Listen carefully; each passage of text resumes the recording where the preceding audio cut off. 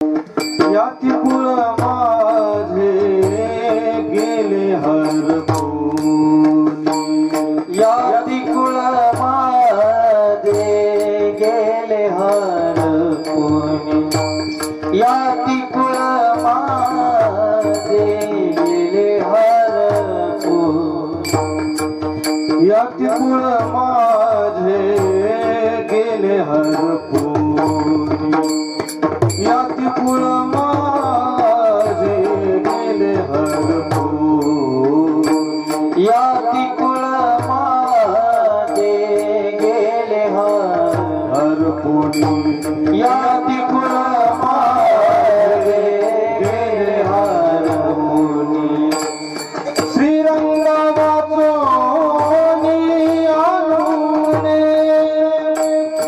श्रीरंग वाचोनी आणूने, किती वशिकवाल मज बिरुबेला, किती वशिकवाल मज बिरुबेला, श्रीरंग वाचोनी आणूने, श्रीरंग वाचोनी आणूने, किती वशिकवाल मज बिरुबेला, किती वशिकवाल मज बिरुबेला, याती कुळ माझे गेले हरपूनी, याती कुळ माझे गेले हरपूनी,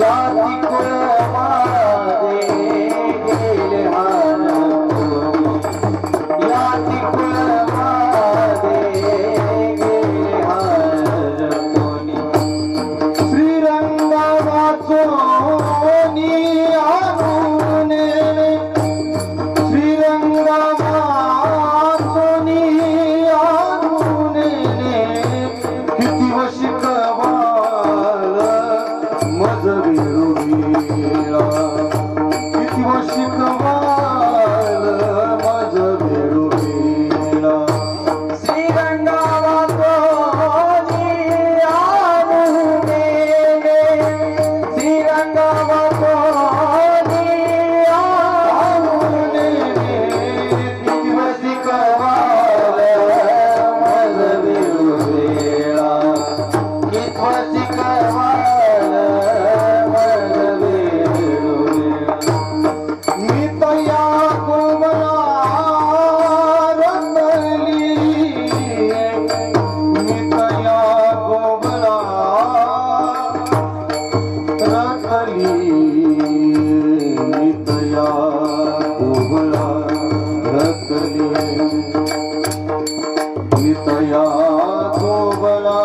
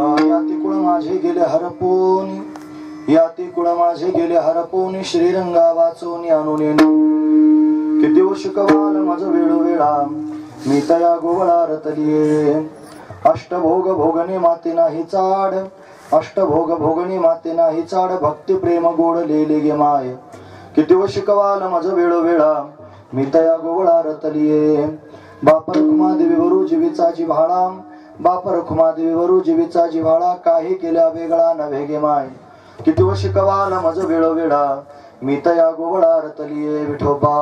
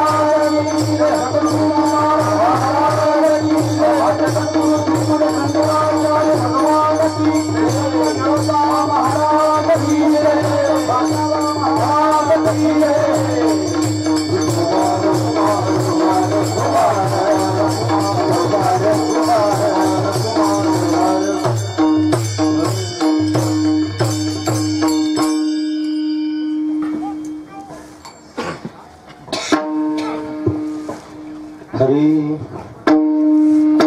हरी याती कुळ माझे गेले हरपोन याती कुळ माझे गेले हरपोन श्रीरंगा वाचोन आणून येणे किती वर्ष कवाल मज वेळो मेळा मी तया गोवळा रतलिये प्रस्तुत प्रसंगी कीर्तन रूपे सेवेकरिता निवडलेला अभंग माऊली महावैष्णव भगवान ज्ञानोबा यांचा गवळणीपर प्रकरणातील 4 चरणांचा अशा पद्धतीचा अभंग आहे। या अभंगामध्ये माऊली आपल्याला काय प्रतिपादन करून सांगतात तत्पूर्वी आपण एकदा संतांना नमन श्री संताची माथा चरणावरी श्री संताची माथा चरणावरी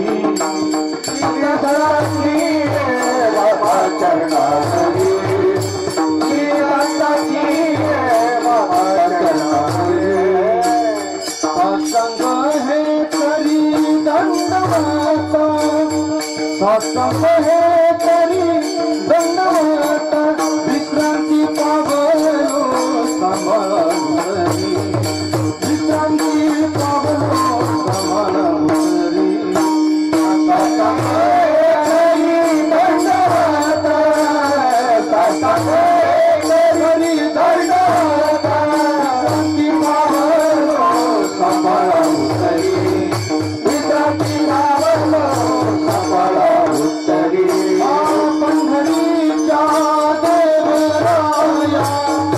दंडवत तुझे पाया दंडवत तुझे पाया दंडवत तुझे पाया पंढरीच्या देवराया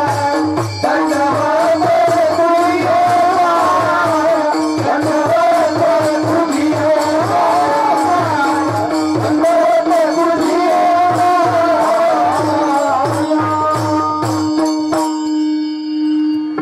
साष्टांग हे करी दंडवत विश्रांती पावलू सांभाळा उत्तरे वाढले अंतरी प्रेम सुख याती कुळ माझे गेले हरपोनी याती कुळ माझे गेले हरपोनी श्रीरंगा वाचोनी आणून येणे किती व शिकवाल मज वेळोवेळा मी तया गोवळा रतलिये प्रस्तुत आहे।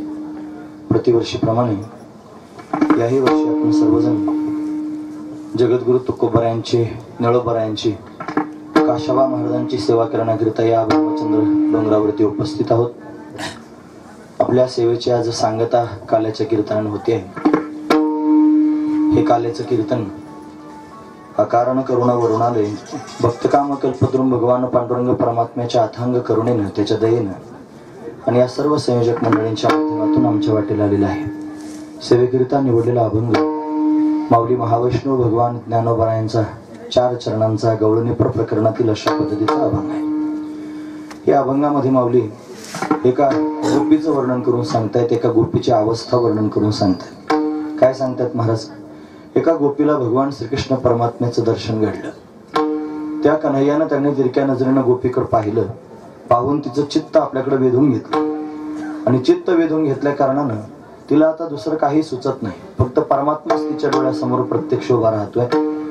सगळी कामं धामं हातातली त्यागनी महाराज काम करत असताना सुद्धा भगवंताचं चिंतन करत असल्या कारणानं ती कामधामं हातातून सुटून जात होती.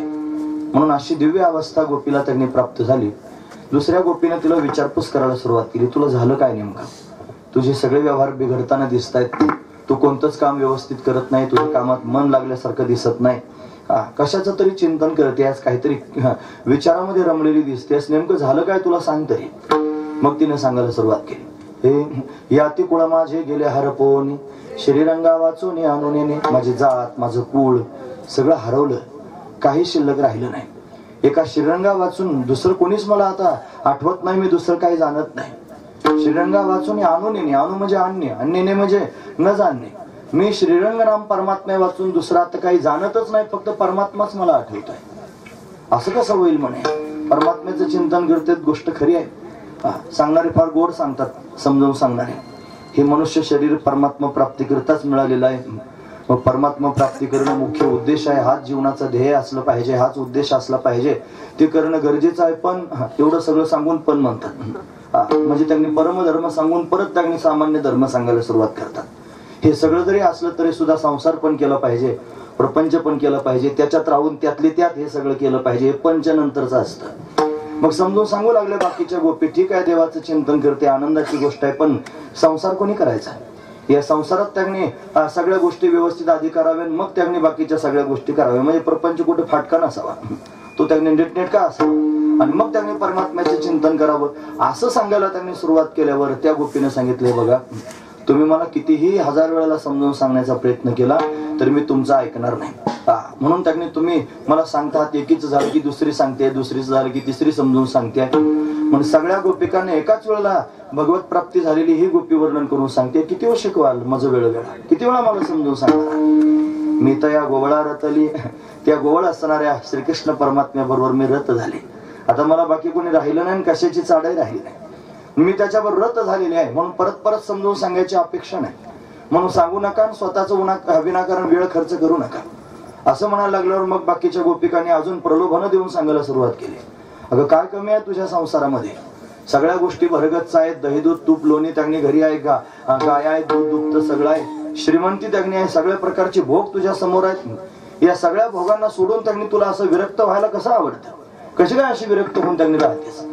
ती म्हणली, बघा हे भोग आहेत, तुमच्या दृष्टीने महत्व देत असतील, माझ्या दृष्टीने भोग महत्व देत नाहीत. का बरं? एखादी गोष्ट तोपर्यंतच महत्व देते जोपर्यंत तिच्यापेक्षा श्रेष्ठ आपल्याला काही सापडत नाही. एखादी गोष्ट तोपर्यंतच महत्व देते.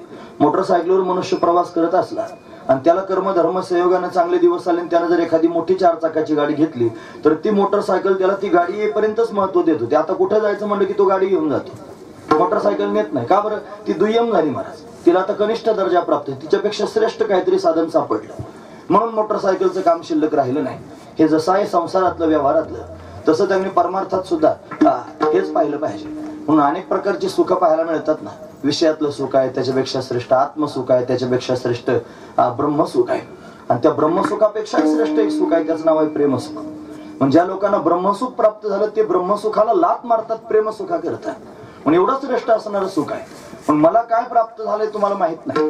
तुम्ही ज्या भोगांविषयी बोलता आहात, अष्टभोग माझ्या समोर त्यांनी आहेत आणि मी भोगले पाहिजेत, या सगळ्या गोष्टी तुम्ही मला समजून सांगतात, पण ते भोग भोगण्यामध्ये मला आता रुची शिल्लक राहिली नाही, मला अरुची झालेली आहे. का बरं? त्याच्यापेक्षा श्रेष्ठ असणारं सुख मला प्राप्त झालंय. हे अष्टभोग भोगणे माती नाही चाड, भक्ती प्रेम गोड लिहिले गे माय. भक्ती आणि प्रेमाचं सुख मला कळालंय. त्यापेक्षा ते मला मिळाले, त्यापेक्षा ते मी भोगलंय आणि म्हणून मला बाकीच्या सगळ्या सुखाची आवश्यकता वाटत नाही. म्हणून ते मला तुम्ही समजून सांगूच नका, ते मला आता ऐकायचं नाही. एवढी हट्टाला पेटलीस, एवढं त्यांनी समजून सांगतोय तरी पण ऐकत नाही कोणाचं. असं कुठे असतं का? वयोवृद्ध असणाऱ्या गोपिका समजून सांगतायत, सगळे नातेवाईक समजून सांगतायत तरी पण ऐकत नाही. मग तिने निश्चयात्मक बुद्धीने सांगून टाकलं महाराज. ती म्हणते तुम्ही मला अनेक वेळेला समजून सांगतात, मी तुम्हाला समजून सांगू नका म्हणते, तुम्ही तुमचा वेळ खर्चू नका असं मी म्हणते, तरी पण तुम्ही मला सांगतात, तर मग ऐकायचं. ज्या परमात्म्याचं मी चिंतन करते, ज्याच्याशी मी रत झालेले आहे, तो सगळ्या जगाचा बाप आहे, रखुमाईचा त्यांनी वर आहे आणि तो माझ्या जीवाचा जिव्हाळा आहे. म्हणून अखंड तो त्यांनी माझ्या ठिकाणी एकरूप झालेला आहे, मी त्याच्या ठिकाणी एकरूप झालेले. आता वेगळं होण्याचं काही काम शिल्लकच राहिलं नाही. तुम्ही मला ओढून त्याच्यापासून वेगळं करण्याचा प्रयत्न कराल तरी सुद्धा तो माझ्यापेक्षा, मी त्याच्यापासून वेगळे होणार नाही. का तर ते माझं स्वरूप आहे असं मला कळालेलं आहे. सगळ्या गोष्टी त्यांनी महाराज एकमेकापासून वेगळ्या केल्या जातील, पण स्वतःचं स्वरूप मात्र स्वतःपासून वेगळं केलं जात नाही. म्हणून त्यांनी महाराज त्याचा संबंध आहे आणि तो त्यांनी महाराज अभेदाचा संबंध प्राप्त झालेला आहे. आतापर्यंत भेद दृष्टीनं भेद वृत्तीनं त्यांनी सर्व वागणूक त्यांनी होत होती, पण आता अभेदाचं ज्ञान प्राप्त झालं आणि तो त्यांनी माझ्या जीवाचा जिव्हाळाच आहे असं मला पक्क कळालेलं आहे. किती ओढाताण केली तरी आता मी त्याच्यापासून वेगळे होणार नाही. हे बाप रखुमादेवी वरू जीवेचा जिव्हाळा, काही केला वेगळा नव्हे माय. संयोग संबंध आणि समवाय संबंध कळतो की नाही आपल्याला. संयोगानं त्यांनी कपाळाला लावलेला गंध हा त्यांनी महाराज त्याचाही रंग आहे आणि कपाळाचा रंग त्याचा पण रंग आहे, पण कपाळाला लावलेला जो गंध आहे त्याचा जो रंग कपाळावर त्यांनी दिसतो हा संयोग संबंधाने, आणि कपाळाचा जो असणार रंग आहे हा समवाय संबंधाने. म्हणून तर त्यांनी महाराज तो कधीच घालवला जाऊ शकत नाही. महत्वाचा विचार आहे. हे जसं आहे ना तसं माझं स्वरूप त्यांनी माझ्यापासून कोणी वेगळं करू शकत नाही असं त्यांनी गोपी स्पष्ट शब्दात सांगते. मग किती वेळा तुम्ही समजून सांगणार आहात, किती वेळ शिकवायला माझं वेळोवेळा. मी तया गोवळा रतली त्याच्याशी रत झालेली आहे असा गोपीने निर्णय देऊन टाकला आणि ती गोपीची असणारी दिव्य ही स्थिती सर्व लोकांना कळाली आणि तीच स्थिती तीच अवस्था त्यांनी माऊली ज्ञानोबारायांनी सर्व जगाच्या समोर या गवळणीच्या माध्यमातून प्रगट केली असा अभंगाचा सरळ अर्थ आपण पाहिला.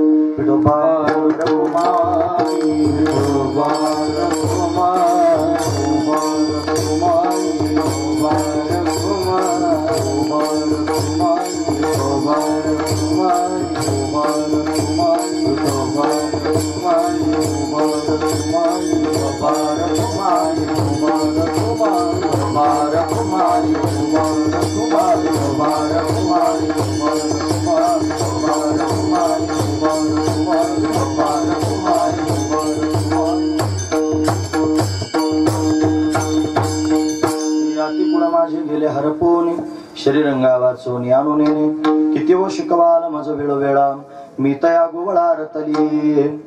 प्रस्तुत आपण सर्वजण एवढ्या दुरून पारनेर तालुक्यातून येऊन त्यापेक्षा सर्व पंचकृषीतून नगरमधून त्याकडे येऊन सर्वजण इथे सप्ताह संपन्न करतो.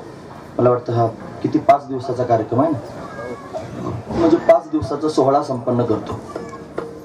सर्वांना भरभरून आनंद प्राप्त होतो. सर्वजण आनंदी आहेत. निळोबारायांच्या परिसरातून आपण आलेलो आहोत. जगद्गुरु तुकोबारायांचं त्याने विशेष रूपानं कार्य पुढे ज्यांनी चालवलं ते निळोबाराय आहेत. म्हणजे संत पंचायतानामध्ये जे 5 संत सांगितले जातात त्याच्या शेवटचे संत निळोबाराय आहेत. म्हणजे ज्ञानोबाराय आहेत, नामदेव महाराज आहेत, नाथ महाराज आहेत, तुकोबाराय आणि निळोबाराय हे त्यांनी 5वे संत आहेत. आणि बहिणाबाई ध्वजेच्या रूपानं फडकतायत, बहिणी फडकत असे ध्वजा, म्हणून त्यांनी महाराज अशा पद्धतीने हे धर्म मंदिर आहे आणि त्याचं कार्य त्यांनी निळोबारायांनी विशेष रूपानं अशा पद्धतीने चालवलं. म्हणून त्याच निळोबारायांच्या संगतीमध्ये सेवेमध्ये त्यांची टाळकरी म्हणून त्यांनी असणारे जे खाशाबा महाराज हे ज्या गावातून मंडळी आले, गुणोरे नावाचं गाव आहे, तिथं खाशाबा महाराजांची समाधी आहे. पिंपळनेर पासून ते जवळ आहे. निळोबाराय पिंपळनेर परिसरामध्ये पंचकृषीमध्ये त्यापेक्षा दूर त्यांनी जिथे जिथे कीर्तनाला जातील तिथे तिथे खाशाबा महाराज निळोबारायांच्या बरोबर त्यांनी टाळकरी म्हणून अशा पद्धतीने जात होते. म्हणून संतांची संगती झाल्यानंतर त्यांनी काय प्राप्त होत नाही सांगा. म्हणून त्रैलोक्यात डंका वाजतो संत संगतीचं हे फळ आहे. म्हणून सत्संगती जीवनामध्ये प्राप्त झाली. अरे राजाची संगत त्यांनी जर केली तर कधी त्यांनी गुलाम करून ठेवेल सांगता येत नाही, पण साधूची संगत जर केली तर कधी राजा करून ठेवेल सांगता येत नाही. म्हणून त्यांनी राजाची संगत करण्यापेक्षा साधूची संगत करावी, संतांची संगत करावी, राज्यपद प्राप्त करून देतील. म्हणून तर खाशाबा महाराजांच्या नावानं त्यांनी इथे आपण हा सोहळा त्यांनी भामचंद्राच्या पायथ्याला करतो. म्हणजेच निळोबारायांच्या संगतीचं फल आहे की नाही, महत्वाचा विचार. म्हणून निळोबाऱ्यांची संगती त्यांना घडली आणि म्हणून त्यांचा महिमा सर्व लोकांना कळावा, त्यांचं त्यांनी विशेषत्व त्यांचं दिव्य असणारं सर्व लोकांच्या समोर चरित्र यावं या उद्देशानं त्यांनी हा सोहळा या ठिकाणी संपन्न होतो. सर्व संयोजक मंडळी अट्टहास करताच, कोणीच आवडा निवड्यासारखं नाही, सर्वजण एक मुखानं उभे आहेत, एकजुटीने त्यांनी कार्य करत आहेत आणि म्हणून तर किती वर्ष झाले आता हे 4थं वर्ष, 4 वर्षापासून अविरतपणे हा सोहळा या ठिकाणी होतोय. मागच्या वर्षी सुद्धा आपण काल्याची सेवा केली होती, या वर्षी सुद्धा आता हे काल्याचं कीर्तन आहे. एक वर्षी मला वाटतं पहिल्या दिवसाची होती, सदा नाम घोष करू हरिकथा, त्याने सदा चित्ता समाधान अभंग चिंतना करता होता. मागच्या वर्षीचं मला आठवत नाही आता, पण या वर्षी आता आपण हा गोपिकांचं चिंतन करणारा अभंग महाराज मंडळीने सुचवलेला आहे. अतिशय गोड असणारा, सुंदर असणारा अभंग आहे. थोडा वेळ चिंतन करायचं आहे, कारण सर्वांना आता परतीचा प्रवास आहे. म्हणजे माणसं वारीला जातात, सप्ताहाला जातात, सगळीकडे जातात, पण अगदी निवांत त्यांनी सगळं चालतं. मग निर्धारित वेळ त्यांनी पूर्ण झाली की मग फार घाई करतात महाराज. म्हणजे ते धार काढायच्या वेळेला वासरू सोडलं जातं ना खुटीचं, की ते जसं गायीच्या दिशेनं पाठीवर शेप टाकून धूम ठोकून पळतं ना, असे त्यांनी महाराज कार्यक्रम झाल्यावर घरी जाण्याच्या दिशेने लोक धूम ठोकून पळतात, शेपूटवर टाकून वासरासारखे. अशी सगळ्यांचीच अवस्था असते, तुमचीच नाही. काय तुम्हाला हिनवण्याकरिता सांगतोय असं नाही, पण वस्तुस्थिती सांगायला काय त्रास आहे, माझी वस्तुस्थितीच आहे. म्हणून सगळे वारकरी आपण पाहतोच ना, पौर्णिमा सुद्धा होऊ देत नाही, आम्ही द्वादशीलाच पळतो, असं त्यांनी घडतं.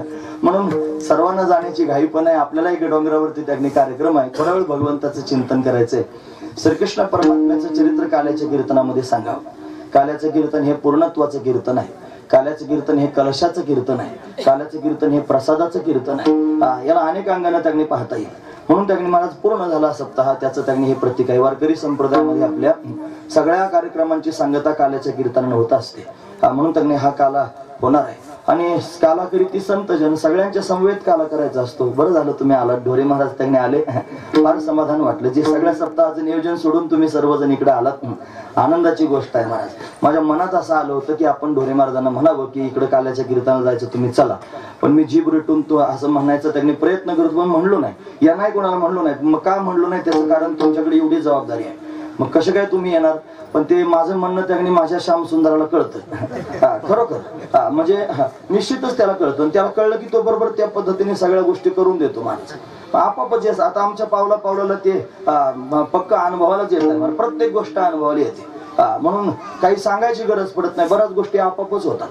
त्या गाडीत बसून प्रवास करायला लागून फार मूळव्याधाचा त्रास होतो, त्याला खालून लेदर आहे. आता आपण जर त्यांनी म्हणलो ह्या गाडीवाल्यांना की आहो तुम्ही एखादं त्याच्यावर आसन बिसन काहीतरी आणून टाका, तर ते म्हणणं म्हणजे फार आयटूपणा माझा झाला असता.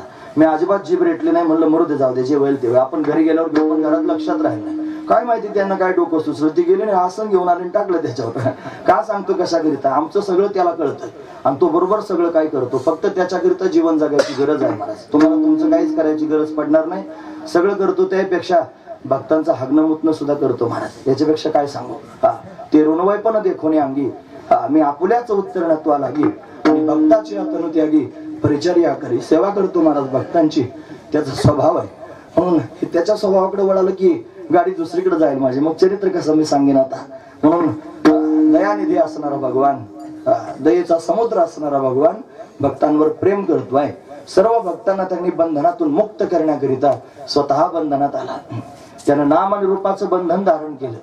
नामरूप हे त्यांनी बंधनच आहे, पण त्यानं स्वीकारलं महाराज. आपण सर्वजण बंधन मुक्त होण्याकरिता प्रयास करतो आणि देव बंधनात त्यांनी येतोय. का बरं तुम्हाला ते सांगतो, महत्वाची गोष्ट आहे. देव त्यांनी सामान्य रूपानं सर्व ठिकाणी भरलेला आहे. देवाला पण विलक्षण सुखाची अपेक्षा आहे आणि आपल्याला पण विलक्षण सुखाची अपेक्षा आहे. मग आपल्याला जर विलक्षण सुख प्राप्त करून घ्यायचं असलं तर आपण काहीतरी केलं पाहिजे वेगळं, आणि देवाला जर विलक्षण सुख प्राप्त करून घ्यायचं असलं तर त्यानं काहीतरी केलं पाहिजे वेगळं. काय वेगळं केलं पाहिजे. तो सामान्य रूपानं भरलेला आहे ना, त्याला विशेष व्हावं लागेल. आणि आपण विशेष झालेलो आहोत ना, आपल्याला सामान्य व्हावं लागेल. आपण विशेष झालो, तुम्ही झालो बुवा, तुम्ही सगळेजण बुवा म्हणायला लागले, महाराज म्हणाले. हे लोक पाया पडल्यावरून फार छान म्हणल्यावर आमदार झाल्यासारखंच वाटतंय. खरंच ना, एवढं त्यांनी आभाळात उडण्यासारखं वाटतं. असं वाटतं काय करावं आता, हे लोक काय म्हणतायत. अशी अवस्था त्यांनी चित्ताची तयार होते. म्हणजे विशेष झालं की नाही, जोपर्यंत मी बुवा आहे, जोपर्यंत मी अमक्याचा मुलगा, अमक्याचा भाऊ, अमक्याचा बाप, अमक्याचा अमुक आहे, तोपर्यंत मी विशेष आहे. जोपर्यंत मी विशेष आहे तोपर्यंत मला परमात्म्याचं सुख मिळणारच नाही, कधीच नाही मिळणार. मग मी काय करावं, मी सामान्य व्हावं लागेल. तुका म्हणे जाण आणि व्हावे लहानाहून लहान, लहानाहून लहान झालं पाहिजे, सामान्य झालं पाहिजे. मग भक्तानं काय व्हायचं? सामान्य व्हायचं. आणि देव सामान्य रूपानं सर्वत्र भरला ना महाराज. देव नटना नाना परी आणि भरणी उरला चराचरी. तो झाडा झुडपांमध्ये आहे, मातीत आहे, दगडात आहे, वाऱ्यात आहे, आकाशात आहे, अग्नीत आहे, पाण्यात आहे, सगळ्या ठिकाणी गच्च भरला. त्याच्या वाचून काहीच नाही. विठ्ठल जळीस्थळी भरला. येरू म्हणे काष्टी पाषाणी सकळ आहे वनमाळी जेते तेथे सगळ्या ठिकाणी समान रूपानं व्यापक आहे. हा सर्व ठिकाणी व्यापक असणारा सामान्य असणारा परमात्मा तो त्या रूपात सुख घेऊ शकत नाही. त्याला जर आनंद घ्यायचा म्हटलं तर त्या परमात्म्याला विशेष व्हावं लागेल. म्हणून परमात्म्यानं सामान्यत्व त्यांनी सोडलं, तो विशेष झाला. आणि भक्तांनी विशेषत्व सोडलं, ते सामान्य झाले. म्हणून ज्या वेळेला अशा पद्धतीने दोघे एकत्र आले तेव्हा खऱ्या अर्थानं जे झालं त्याचं नाव आहे सुख, त्याचं नाव आहे आनंद. तोच परमानंद आहे मला. सगळ्या भक्तांना मिळाला. देवाला त्याची आवश्यकता आहे. थोर प्रेमाचा भुकेला आणि हाची दुष्काळ तयार. त्याला भूक आहे प्रेमाची. देवाला कुठे भूक आहे का महाराज? पण आमच्या शास्त्रात भूक लागते. म्हणून आता घरची उलटी खून आणि पाण्याला मोठी लागली तहान. ही पाण्याला लागलेली तहान आहे महाराज. म्हणून त्यांनी महाराज वळचळीचं पाणी आणि आढ्याला गेलं असं आपण म्हणतो की नाही. हे सगळं उरफाट झाल्यासारखं दिसतं ना. त्याचं कारणच आहे जे सनातन असणारं ब्रह्म आहे, जे व्यापक असणारं ब्रह्म आहे, जे सत्य चैतन्य आनंद स्वरूप असणारं ब्रह्म आहे, ते स्वतः सुखरूप असून त्यांनी महाराज सुखाकरिता धावताय. गायीच्या मागे धावताय, गोपाळांच्या मागे धावताय, गोपिकांच्या मागे धावताय. कशाकरिता? फक्त सुखाकरिता, फक्त प्रेमाकरिता. त्याला प्रेमाची आवश्यकता आहे आणि ते प्रेम त्याला या माध्यमातून विशेष रूपानं प्रगट होऊन त्यांनी प्राप्त करावं लागतं. म्हणून तो विशेष रूपानं आला. अनेक युगांमध्ये आला. त्यानं त्यांनी अनेक युगांमध्ये अवतार धारण केले. हा सत्ययुगामध्ये नरसिंहासारखी वराहासारखी रूप धारण करून आला.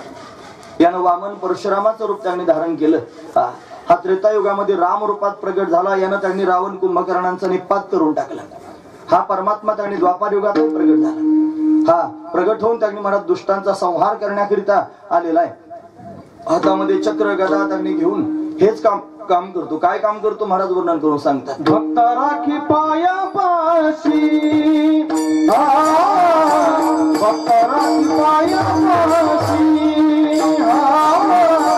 भक्त राखी पायापाशी,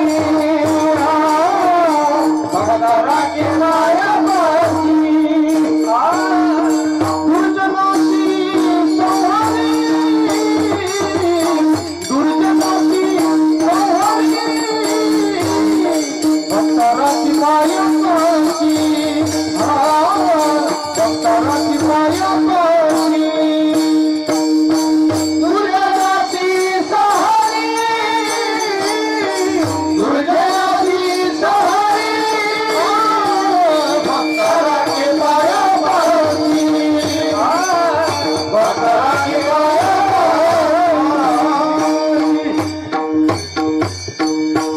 घेऊन या चक्र गदा हाची धंदा करीतो, भक्ता राखे पायापाशी, दुर्जनाशी संहारी. चक्र घेतो, गदा घेतो. कौमुदी नावाची गदा आहे त्याची. सुदर्शन नावाचं चक्र आहे. पांचजन्य नावाचा शंख आहे. वाजला की दुष्टांचं हृदय त्यांनी फुटू पाहत अशी त्याची अवस्था. असा असणारा शारंग नावाचं धनुष्य ज्याच्या हातात आहे तो शारंग पाणी आहे. शारंगधर असं त्याला म्हणतात. भक्तांकरता आयुध धारण करतो आणि प्रगट होतो. प्रत्यक्ष दुष्टांचा संहार करतो.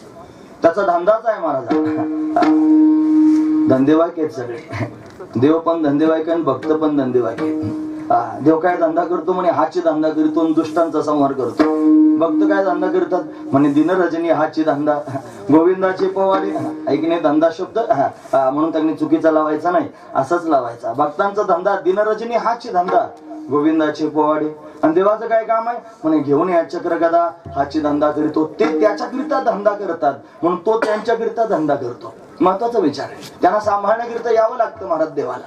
म्हणून जेव्हा जेव्हा वेदावर, शास्त्रांवर, संतांवर, गोमातेवर, यज्ञावर, ब्राह्मणांवर आघात होतो तेव्हा परमात्म्याला यावं लागतं. पण असं झालं द्वापार युगामध्ये फार दुराचारी जन्माला आले आणि त्या दुराचार्यांनी त्यांनी पाप करायला सुरुवात केली आणि त्या पापाचा प्रभाव त्यांनी वाढू लागला. आणि मग त्यांनी पृथ्वीनं भगवंताचं स्तवन केलं. भगवंतानं ते ऐकलं. मग आकाशवाणी झाली. आकाशाची वाणी सांगे सकळासी, तळमळ मानसी करू नका, तळमळ करू नका. देवकीच्या गर्भा येईल भगवान, रक्षिल ब्राह्मण गाई भक्त. देवकीच्या घरी भगवान येणार आहे. देवकी ही त्यांनी कंसाची चुलत बहीण आहे. हा कंसच मुख्य डाकू आहे महाराज. मुख्य खलनायक कंस आहे. या कंसानं त्यांनी महाराज सर्वांना त्रस्त करून टाकले. हा मोठा विजय झाला होता. याला त्रैलोक्यावर विजय प्राप्त करायचं होतं. भगवान शंकराने विजय होण्याचा आशीर्वाद त्याला दिला होता. त्याच्या हातात त्यांनी धनुष्य होतं, परशुरामानं दिलेलं, आणि त्या धनुष्याच्या बळावर त्याने त्रैलोक्यावर विजय प्राप्त केला. देवदेवता कंसाचं नाव काढलं तरी घाबरत होतो. देवांना मरण नाही महाराज. ते जे जोपर्यंत स्वर्गात राहतात आणि अमृत पितात ना तोपर्यंत त्यांना मरण नाही, म्हणून तर त्याला अमरपुरी म्हणतात. पण कुठपर्यंत त्यांनी जोपर्यंत अमृत पितात तोपर्यंतच. पण अमृत प्यायला मिळेल कुठपर्यंत? जोपर्यंत स्वर्गात राहतात तोपर्यंत. स्वर्गात राहतील कुठपर्यंत? जोपर्यंत पुण्य आहे तोपर्यंत. पुण्य संपलं की परत मागे क्षणे पुण्य मूर्त्या मर्त्य लोकम विशंती. परत त्यांनी पुण्याची पावटी सरे सवेची इंद्रपणाची उटी उतरेन येऊ लागते माघारी मृत्यू लोक. त्यांना परत मृत्यू लोकात यावं लागतं. अमरपुरीत गेल्यानंतरच अमर. पण स्वर्गीची अमर म्हणण्याचं तात्पर्य ते अमृत पिऊन माणूस कायमचा अमर नाही होत. ते ॲलोपॅथीच्या औषधासारखं आहे अमृत. तिथं त्यांनी जोपर्यंत त्याचा प्रभाव तोपर्यंत काम करतं. प्रभाव संपला की काम करणं पण बंद करतं. परत यावं लागतं महाराज जन्माला. म्हणून त्यांनी घाबरून पळतात. मरण नाही देवतांना, पण घाबरून पळतात त्यांनी दैत्यांना भिवून. हा दैत्यासारखाच आहे कंस. याला भिवून त्यांनी सर्व देवता त्रस्त झाल्या होत्या. आणि म्हणून तर त्यांनी महाराज त्याच्या त्रासातून मुक्त करण्याकरिता भगवंताने सांगितलं देवकीच्या गर्भात येईल भगवान. मग त्यांनी आकाशवाणी झाली. सर्वांना त्यांनी समाधान वाटलं. देवकी कंसाची चुलत बहीण आहे. तिथं कंसाने तिचा विवाह त्यांनी वसुदेवाबरोबर करून दिला.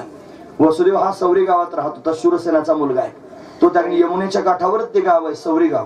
तिथं असणार राजा शूरसेन, त्याचा मुलगा हा वसुदेव. त्याच्याशी विवाह करून दिला.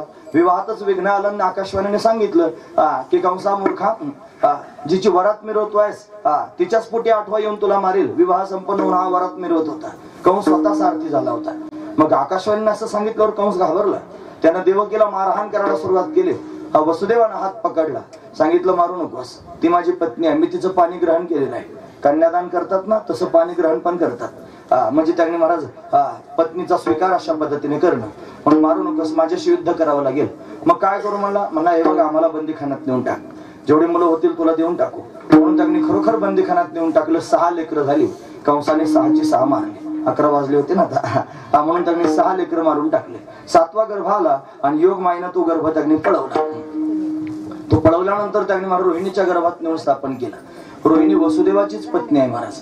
तिथं त्यांनी नंदराजाच्या आश्रयाला राहत होती या कंसाच्या भीतीनं. म्हणून नंदराजाच्या आश्रयाला राहते. तिच्या गर्भामध्ये नेऊन सोडलं. 7व्या महिन्याचा गर्भ आला. लोक विचार करायला लागले हिचा पती बंदीखान्यात आहे, तुरुंगात आहे आणि गर्भवती झाली कशी? मग काय करायचं? म्हणून तर त्यांनी महाराज चौकशी करायला लागली. तिलाही कळे ना त्यांनी हा गर्भ आला कुठून. 7 महिन्याचा गर्भ तिला दिसू लागला. आणि मग तिनं त्यांनी युक्ती केली. यमुनेच्या काठावर चिता रचली. ती चिता पेटवली आणि त्याच्यात आता उडी मारणार इतक्यात पाऊस आला. ती चिता विझली आणि विझल्यानंतर पुन्हा एकदा आकाशवाणी झाली की रोहिणी निष्कलंक आहे. हा गर्भ वसुदेवाचाच आहे आणि योगमायेनं तो आणून स्थापन केलेला आहे. म्हणून सर्वांना समाधान वाटलं. रोहिणीचा सांभाळ केला आणि यथाकाल त्याने रोहिणी प्रसूत झाली. भाद्रपद शुद्ध षष्टीला तिला पुत्र झाला महाराज. तो पुत्र झाला खरा पण तो डोळेच उघडत नाही. पण साधू संतांना बोलावलं, ज्योतिषांना बोलावलं, त्याची जन्मपत्रिका पाहिली. म्हणे हा सामान्य नाही, शेष नारायण आहे आणि हा प्रत्यक्ष इथं प्रगट झालेला आहे. हा म्हणे पण डोळे का उघडीत नाही? म्हणे याला रात्रंदिवस देव पाहायची सवय लागलेली आहे. त्याला 1000 फण आहेत. प्रत्येकी 2-2 डोळे आहेत. म्हणजे 2000 डोळ्याने देव पाहतो. किती भाग्यवान आहे महाराज. आपल्याला 2च डोळे दिले देवानं. जास्त द्यायला पाहिजे होते देव पाहण्याकरिता.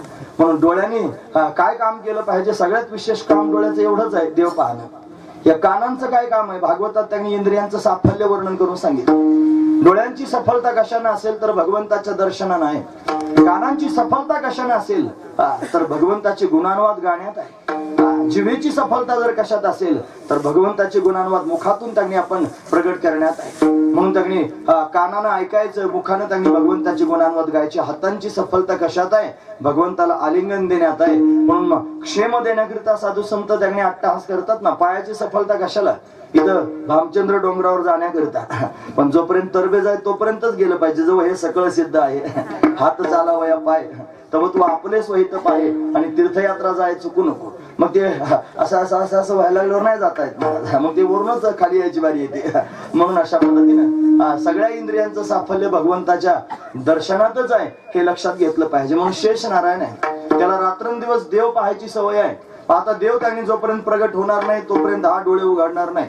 म्हणून त्याचे डोळे बंद आहेत. म्हणे मग देव येणार आहे? हो म्हणे येणार आहे. कारण हा त्याचा आसन आहे ना. मग जिथं आसन त्यांनी असतं तिथं आसनावर बसणार येतोच महाराज आपोआप. पण आसन आधी आलं मग त्याच्यावर आसनावर बसणार येणार आहे. म्हणे मग आमच्या गावात येणार आहे? म्हणे हो तुमच्याच गावात येणार आहे. मग कुठे येईल म्हणे तसं सांगता यायचं नाही. मग म्हणे कुठे आला पाहिजे. मग सगळ्यांनी सांगितलं म्हणे आमचा जो राजा आहे नंद राजा आणि यशोधरांनी बऱ्याच काळापर्यंत त्यांना संतती प्राप्त झाली नाही, त्यांच्याच घरी आला तर किती चांगलं होईल. नाही मग म्हणले असं करा तुम्ही सगळ्या गावातल्या लोकांनी एक व्रत करा. म्हणे कसलं. निर्जला एकादशीचं व्रत करा म्हटले. आबाल वृद्धांनी लहान लेकरांपासून म्हाताऱ्या माणसापर्यंत सगळ्यांनी त्याने महाराज निर्जला एकादशीचं व्रत केलं दर 15 दिवसाचं. त्याचा परिणाम काय झाला तर यशोदा राणी त्यांनी वय झालं होतं बरंच, साधू आले होते ना घरी, आणि मग ते सगळं भोजन वगैरे झालं, भजन झालं आणि मग ते जाण्याकरिता निघाले. ते जाण्याकरिता निघाल्यावर नंदराजाने नमस्कार केला, त्यांना आशीर्वाद दिला. त्याच्यानंतर यशोदा राणी आली, तिनं साधूला नमस्कार केला. साधूने यशोदेला पाहून आशीर्वाद दिला, पुत्रवती भव. माता म्हातारपणाला त्याने आशीर्वाद दिला, पुत्रवती भव. नंदराजा पाहायलाच लागले, म्हणजे एवढ्या वयात आशीर्वाद दिला पुत्रवती, आता कसं काय पुत्र होईल. म्हणे तुझा विश्वास नाही का, जोपर्यंत तुला पुत्र होत नाही तोपर्यंत तिथंच थांबतो म्हणले. भजन चांगलं झालेलं होतं, मग काय हरकत आहे वर्षभर थांबायला एका जागेवर. म्हणून त्यांनी मला थांबतो, तुला जर खोटं वाटत असलं तर. हो म्हणे तुमच्या शब्दावर विश्वास आहे. साधूच्या शब्दात ताकद असते मला. साधूच्या शब्दाकरता तिन्ही देवांना सुद्धा प्रगट व्हावं लागतं. म्हणून अलंकापुरामध्ये त्या सुवर्ण पिंपळाखाली साधूच येऊन बसला होता महाराज.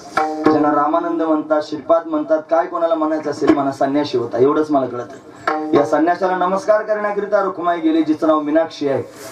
नमस्कार केला आणि त्या साधूने आशीर्वाद दिला, पुत्रवती भव. तिने रडायला सुरुवात केली, का रडती आहेस. सांगितलं कसा पुत्र होईल, माझे पती परागंदा होऊन गेले आणि संन्यास घेऊन गेलेले, आता कसा पुत्र होईल. मग त्यांच्या मुखातले शब्द आहेत, माझा साधूचा शब्द देव खोटा करणार नाही, तुला निश्चित पुत्र प्राप्त होणार आहे. महत्वाची गोष्ट आहे महाराज. म्हणून साधूच्या शब्दाकरिता 3 देव पोटाला आले, सगळ्यात मोठी गोष्ट आहे महाराज. मग साधूने आशीर्वाद दिला, पुत्रवती भव. यशोदेला आनंद झाला आणि म्हणूनच त्या ठिकाणी अशा पद्धतीनं गर्भवती झालेली आहे. सर्वांना इकडे आनंद आहे. तिकडे कारागृहामध्ये 7वा गर्भ गळून गेला होता ना, कंसाला आहे समाधान वाटलं तुम्हाला. बघा 6 मारून टाकले, मला 7वा गर्भ माझ्या भीतीने गळून गेला. त्याला जन्माला यायची सुद्धा भीती वाटायला लागली. त्याला वाटलं मामा मला मारून टाकेल, म्हणून त्याने तो घाबरला. माझ्या भीतीने गर्भ गळून जायला लागले असं त्याला वाटलं, पण त्याला काय माहिती आता त्याचा काळ येऊन ठेपला म्हणून. अष्टम गर्भ रूपानं परमात्मा त्यांनी प्रगट होणार आहे. तेज रूपानं परमात्मा वसुदेवाच्या हृदयामध्ये त्यांनी प्रवेश करून गेला. वसुदेवाच्या हृदयातून देवकीच्या हृदयात परमात्म्यानं प्रवेश केला, दिव्य तेज रूपानं. आपल्यासारखा देव जन्माला येत नाही. आपण सगळे त्यागणे महाराज आईच्या गर्भात असतो, खाली डोकं वर पाय त्यागणे असतं, नाकी तोंडी कृमी किडे गर्भवासाचे दुःख गाडे कवना पुढे सांगावे, अशी आपली अवस्था. त्यापेक्षा माऊली म्हणतात न साहे पाशानं फुटती भयकाप चित्ती भर. मला वाटतं तुकोबर यांचंच प्रमाण आहे, न साहे पाशानं फुटती भयकाप चित्ती भरला असे. म्हणून अशी असणारी त्यांनी अवस्था गर्भवासाची आहे. देव आपल्यासारखा गर्भवासाला येत नाही. देवाचं जन्म कर्म त्यांनी दिव्य आहे महाराज. तो दिव्य रूपानं प्रगट होतो, तेज रूपानं त्यांनी प्रगट झाला, त्याचं तेज वाढू लागलं. कंसाचं हृदय जळू लागलं. देवकीचे तेज दिस जैसा सूर्य आणि कंसाचे हृदय जळत असे कंस व्याकुळ होऊ लागला. देवदेवता कारागृहात येऊन स्तुती भगवंताची करू लागल्या. सत्यव्रतम सत्यपरम त्रिसत्यम सत्यांचे योनिम निहितांचे सत्य सत्यस्य सत्यमृत सत्यनेत्रम सत्यात्मकम त्वं शरणम प्रपन्न. म्हणून देवतांनी भगवंताचं स्तवन गर्भस्तुती त्यांनी केली. आणि मग आता परमात्मा प्रगट होण्याची वेळ आली, ती म्हणजे श्रावण महिना आला. दशरथे मारिला तोचे होता मास श्रावण महिना आला. या श्रावण महिन्यामध्ये वद्य पक्ष आला, त्याच्यामध्ये अष्टमी तिथी आली, त्याच्यात बुधवारचा दिवस तग्ने आलेला आहे. रोहिणी नक्षत्र आहे, ग्रह नक्षत्र देवाला अनुकूल आहे. चंद्रबळ अतिशय चांगलं आहे. हे कशाकरिता सांगितलं, ग्रह नक्षत्र देवाला अनुकूल आहेत ना. गोकुळ अष्टमीला जर एखादं लेकरू झालं तर आई बापाला फार आनंद होतो. ते म्हणतात गोकुळ अष्टमीला झालं. अरे पण गोकुळ अष्टमीला झाल्यावर होतं काय काय बघा ना. जन्म झाल्याबरोबर लगेच आई बापाला टाकून गेलं, महत्वाचा मुद्दा. बरं 4 दिवसाचं नाही झालं तर लगेच मारेकरी घातले, पुढचा मुद्दा. बरं किती संकट, अग्नी प्यावा लागला काय, पाण्यात बुड्या माराव्या लागल्या काय, काय काय काय विष प्यावं लागलं काय, काय काय करावं लागलं. म्हणजे गोकुळ अष्टमीला जन्माला येणं तेवढं सोपं नाही. आपल्याला फार कौतुक वाटतं गोकुळ अष्टमीला लोक अरे किती आघात, हे ऐकायला फार सोपं वाटतं आणि छान वाटतं महाराज आपल्याला. पण तो देव आहे, तो समर्थ आहे, सगळ्या गोष्टी करतो. नाथांचं चरित्र तुम्ही ऐका, फार छान वाटतं ऐकायला. पण आत्मधून त्यांनी काही व्यथा आहेत त्या कोणाला दिसतात की जन्म झाल्याबरोबर आई वडील त्यांनी मरून गेले, आजोबांनी त्यांनी सांभाळ केला, देवाच्या प्राप्तीकरिता 8 तास त्यांनी केला आणि मग घरदार सोडून त्यांनी निघून गेले. आशुली भांजनला जाऊन त्यांनी तपश्चर्या केली. या सगळ्या गोष्टी आपण ऐकत नाहीत का. म्हणजे प्रतिकूलता जीवनात आलीच ना, प्रतिकूलतेचा अंग त्याच्यावर पडदाच पडतो महाराज. फक्त अनुकूलताच लोकांच्या समोर दिसते. अनुकूलतेला पाहून भुलून जायचं नाही, प्रतिकूलता पण कधीतरी पाहिली पाहिजे. पण देवाच्या चरित्रामध्ये पाहत असताना त्याने एवढ्या दैत्यांना मारलं, एवढ्या लोकांना आनंद दिला हे आपण पाहतो. पण मारण्याकरिता किती मारेकरी आले याचा विचार त्यांनी महाराज या अंगाने कोणीच करत नाही. पण तो समर्थ आहे, त्याच्यामध्ये शक्ती आहे. कर्तुम अकर्तुम अन्यथा कर्तुम शक्तीचा असणारा हा दाता तो त्याने महाराज अशा पद्धतीने समर्थ आहे म्हणून त्याने सर्व काही सांभाळलेलं आहे. सर्वांना सांभाळण्याकरिता लीलाच करून दाखव, ती सुद्धा त्याची लीलाच आहे महाराज. हा त्याने प्रगट झाला. तो श्रावण महिना त्याने आला, अष्टमी तिथी आली, रात्रीचे 12 वाजले. लख असणारा प्रकाश कारागृहामध्ये पडला. वसुदेव देवकी पाहू लागले. पाहता पाहता त्या प्रकाशाने आकृती धारण केली. चतुर्भुज असणारी 8 वर्षाची मूर्ती भगवंताची वसुदेव देवकीच्या समोर प्रत्यक्ष प्रगट झाली. वसुदेवाने विचारलं, देवा काही तपश्चर्या केली नाही, तू कसा काय आलास? मग सांगितले, बघा या जन्मातली तपश्चर्या नाही, गत जन्मातली तपश्चर्या आठवण करून दिली. मी तुम्हाला आशीर्वाद दिला होता, वरदान दिलं होतं, मी तुमच्या घरी येईन म्हणून त्याने एकदा कृष्णगर्भ होऊन आलो, दुसऱ्यांदा वामन होऊन आलो आणि तिसऱ्यांदा कृष्ण होऊन त्याने आता आलेलो आहे. मग ते येण्याचं आपलं ठरलं होतं, थांबायचं काही ठरलेलं नव्हतं. आता मला थांबायचं नाही, जायचंय नंदाच्या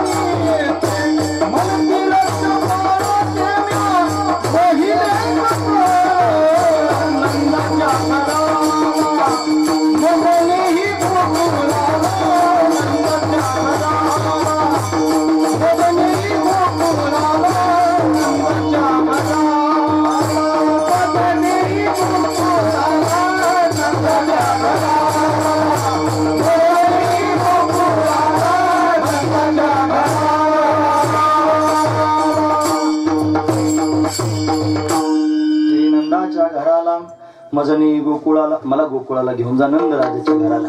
देवानं सांगून टाकलं, महाराज एवढं मोठं झालास देवा, कसं काय न्यायचं? 4 हात आहेत लोक बघायचे नाहीत का? कसं तुला नेऊ सांग?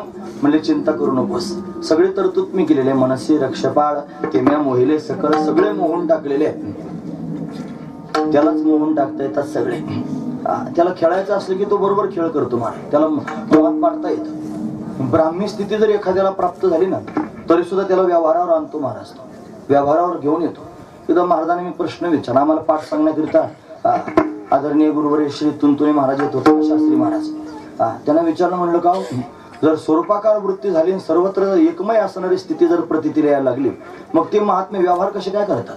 मग त्याने सांगितलं, प्रारब्ध एवढं बलवत्तर असतं की जीवनमुक्ताला सुद्धा वृत्तीवर आणतं आणि वृत्तीवर आणून व्यवहार करण्याकरिता भाग पाडतं महाराज. महत्वाची गोष्ट आहे, कारण त्याच्या प्रारब्धात तेवढे व्यवहार घडलेले ठरलेले असतात. म्हणून जरी जीवनमुक्त झाला, निवृत्त जरी त्याची स्थिती झालेली असली तरी सुद्धा बळजबरी वृत्तीवर येऊन त्याला ते सगळे व्यवहार करावेच लागतात.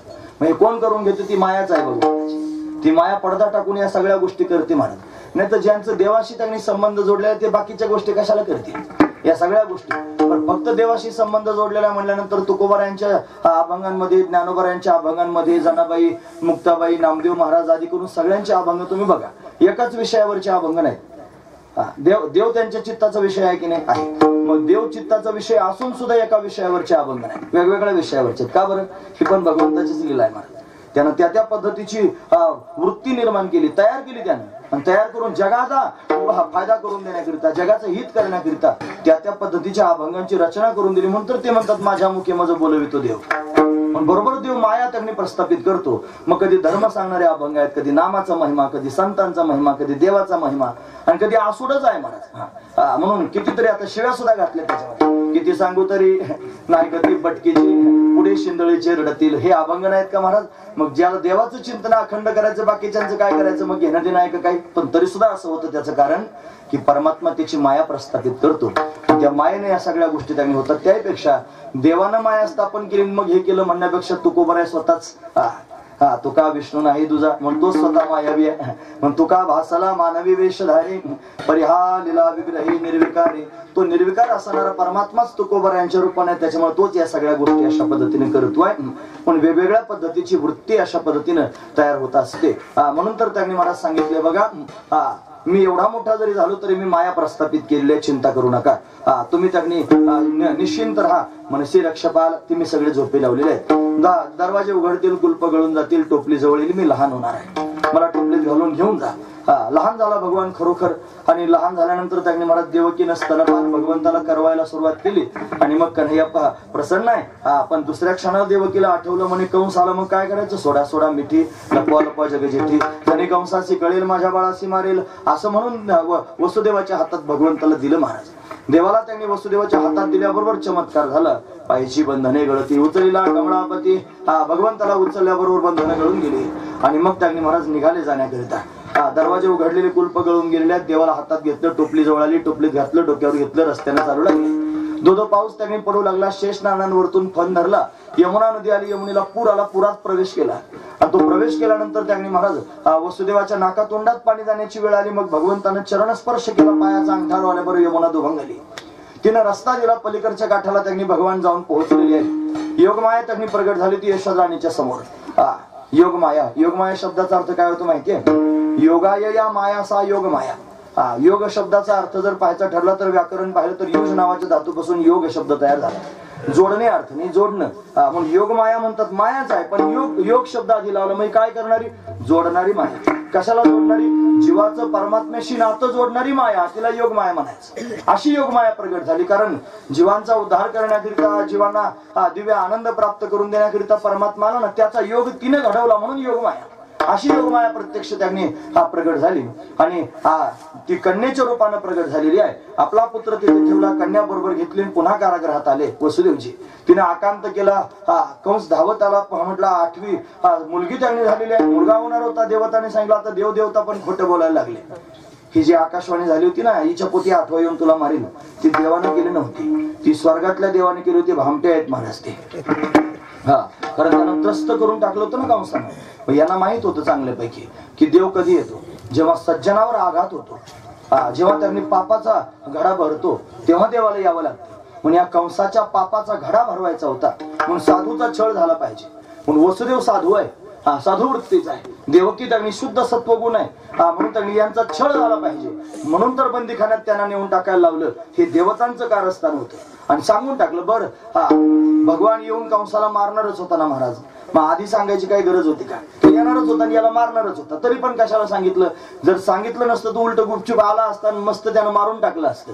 पण हे सगळं असं व्हावं म्हणून देवतांनी हे केलं. म्हणून देवदेवतांनी या सगळ्या गोष्टी केल्या होत्या. कंस त्यांनी पाहू लागलं, म्हणे ही मुलगी आहे, मला मुलगा असो की मुलगी, 8वी संतती आहे ना, मारली पाहिजे. हातात घेतली, गरगर फिरून आपटून मारणार इतक्या त्यांनी हातातून निसटली. आकाशात जाऊन उभी राहिली. कंसाला म्हणली, मूर्खा किम मया तो मंदा, हे मंदा मूर्खा, मला काय मारतोस? तुला मारणारा माझ्या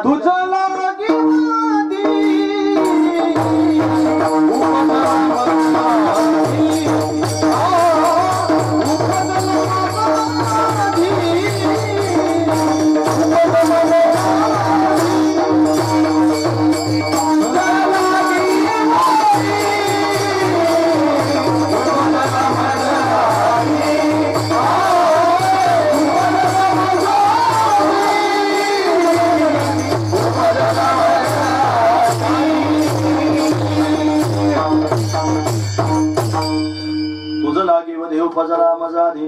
11 वाजून 10 मिनिटांना सांगून टाकलं तिने कंसाला. ते बोलले, बघ आलेला आहे, माझ्या आधी जन्माला आलेला, चिंता करू नकोस. कंस घाबरला. इकडे परमात्मा प्रगट झाल्याची बातमी त्यांनी महाराज सगळ्या गावात पसरली.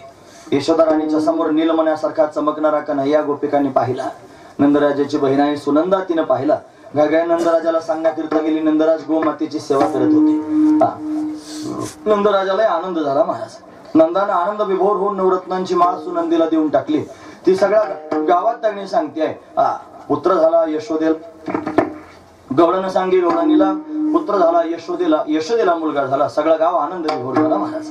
भगवंताला पाहण्याकरिता येऊ लागले. हेल घालण्याकरिता गोपी येऊ लागल्या. जनाबाई म्हणतात ना, दासी जणी हेल घाली. हेल म्हणजे अशी बैलगाडी आणली, त्याच्यात त्यांनी ती जेवारी काढली, पेंढ्या बांधल्या आणि असे पेंढर असून हेल असं नाही ना, मग हेल घाली असं म्हणलं की असंही म्हणतात बरं महाराज. असं सांगायला लोक म्हणतो बरोबर हेल घाली. हेल घालणं म्हणजे डोक्यावर अंडाभर त्यांनी पाणी आणायचं, ज्याच्या घरी मुलगा झाला त्याच्या दारात नेऊन ओतायचं. हे आनंदाचं प्रतीक आहे. म्हणून अशी त्यांनी महाराज गोपिका हेल घालण्याकरिता येऊ लागल्या. सगळ्या गावात त्यांनी महाराज हातामध्ये ताट घेऊन सुंठवडा त्यांनी वाटायला सुरुवात केली. सर्व आनंद विभोरात देवाला पाहू लागले. शृंगार करून गोप गोपी येऊ लागले. याचा विस्तार डोंगरावर आपण त्यांनी पाहिला की गोपाळ म्हणजे काय, गोपिका म्हणजे काय. आणखी जास्त विस्ताराला वेळ पाहिजे होता. 4-5 महिने कथा करूच आपण डोंगरावर. मोर द्यायचे वय सलग 4-5 महिने करायची. येऊ कोणी नाही तर नाही येऊ. तुम्ही ऐकायला बसले ना पुढे तरी चालेल. काही बाकीची सगळी मंडळी आहेत. म्हणून ही अशी लांबलचक जर कथा केली ना तरच खऱ्या अर्थानं समाधान प्राप्त होतं. नाही तर काडीनं औषध लावल्यासारखं आम्हालाही समाधान नाही तुम्हालाही नाही. त्याचा काय उपयोग आहे. मग काहीतरी सांगायचं फक्त झाली कथा म्हणायचं त्याचा काय अर्थ नाही महाराज. बघा जाहिरात झाली फक्त ही कथेची. जाहिरात सुद्धा आनंद देते की नाही. मग कथा किती आनंद देईल. कथा विस्तारानं जर ऐकली तर कथा त्यातला भाव या दोन गोष्टी एकत्र करून जर सांगितलं तर पोटामध्ये आनंदाचा पूर त्यांनी व्हायला सुरुवात होतो. अशी त्यांनी दिव्य अवस्था आहे. गोप गोपींना आनंद झाला. सर्व भगवंताला पाहण्याकरिता येऊ लागले.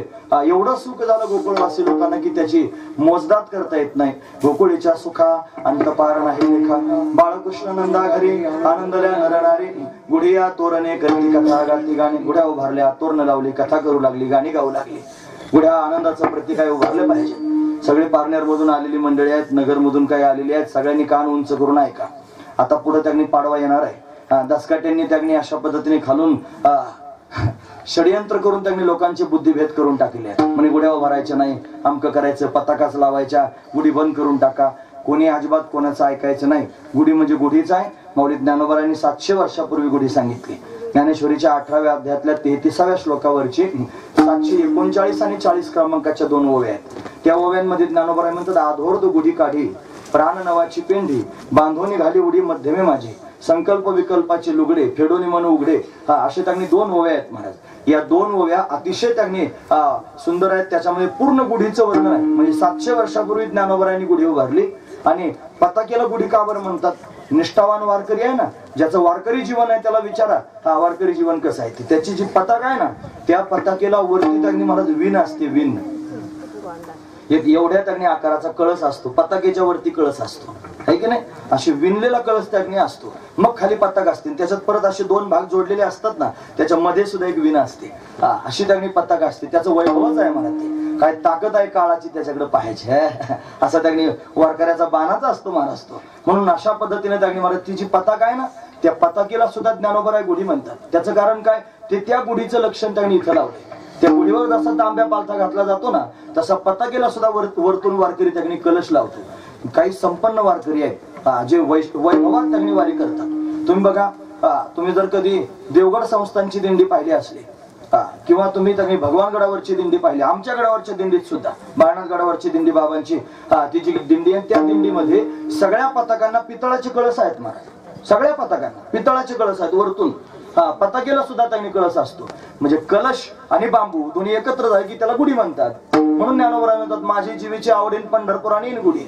म्हणून त्या गुढीचं त्यांनी लक्षण केलं ह्या पताकेला म्हणण्याकरिता. गुढी पताकेला म्हणले ज्ञानोबा. त्याचं कारण ती गुढी आहे आणि तीच त्यांनी जणू काय मी पताकेच्या रूपाने खांद्यावर घेऊन जातोय हा त्यातला भाव आहे. म्हणून तर त्यांनी महाराज गुढी उभारणं गरजेचं आहे. आणि आपण सगळ्यांनी गुढ्या उभारायच्या. जो खरोखर जातीवंत हिंदू असेल आणि अंतकरणापासून धर्म ज्याला मान्य असेल तो गुढी उभारेल. बाकीच्यांचं काही सांगायचं नाही मला असो. म्हणून त्यांनी महाराज गुढी गुढीच आहे ती त्याच पद्धतीने उभारली पाहिजे. म्हणून त्यांनी महाराज गुढ्या उभारल्या, तोरणं लावली, कथा करू लागली, गाणी गाऊ लागली. सर्वजण आनंदी आहेत ना महाराज. देव प्रगट झाल्याचा आनंद सर्वांना झाला. सर्व वाटच पाहत होते देवाची. म्हणून तर त्यांनी महाराज परमात्मा सर्वांना आनंद देण्याकरिता आला.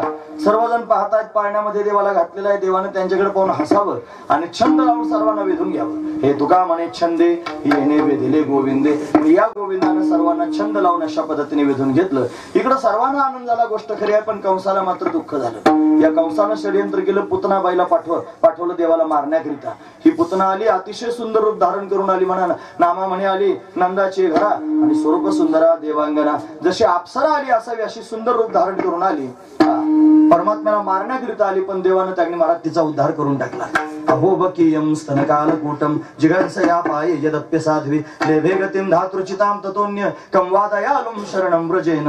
दयाळू असणारा परमात्मा त्याला का शरण जात नाही. मारायला आलेली पुतना पण तिचा उद्धार केला महाराज. तुवा सनकाधिकाची निमाने सायुज्य सौरस दिसला पुतने जी विषाचे निस्तनपाने मारू आली. विष घालून मारण्याकरिता आली होती पण तिला सायुज्य मोक्ष प्राप्त करून दिला.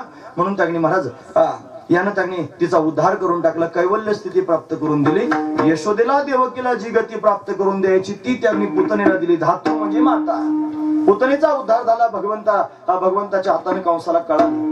कंस घाबरला. या कंसानं विचार केला एवढी मोठी पुतना मारून टाकली, आता काय करू. दुसरा दैत्य पाठवला, त्याचं नाव आहे महाबळ. तो त्यांनी महाराज ब्राह्मणाच्या वेशात गेला. भगवंतानं जीवेच मारला नाही, त्याची फजिती करून टाकली. विटंबीला भट दिला पाठीवरी पाठ.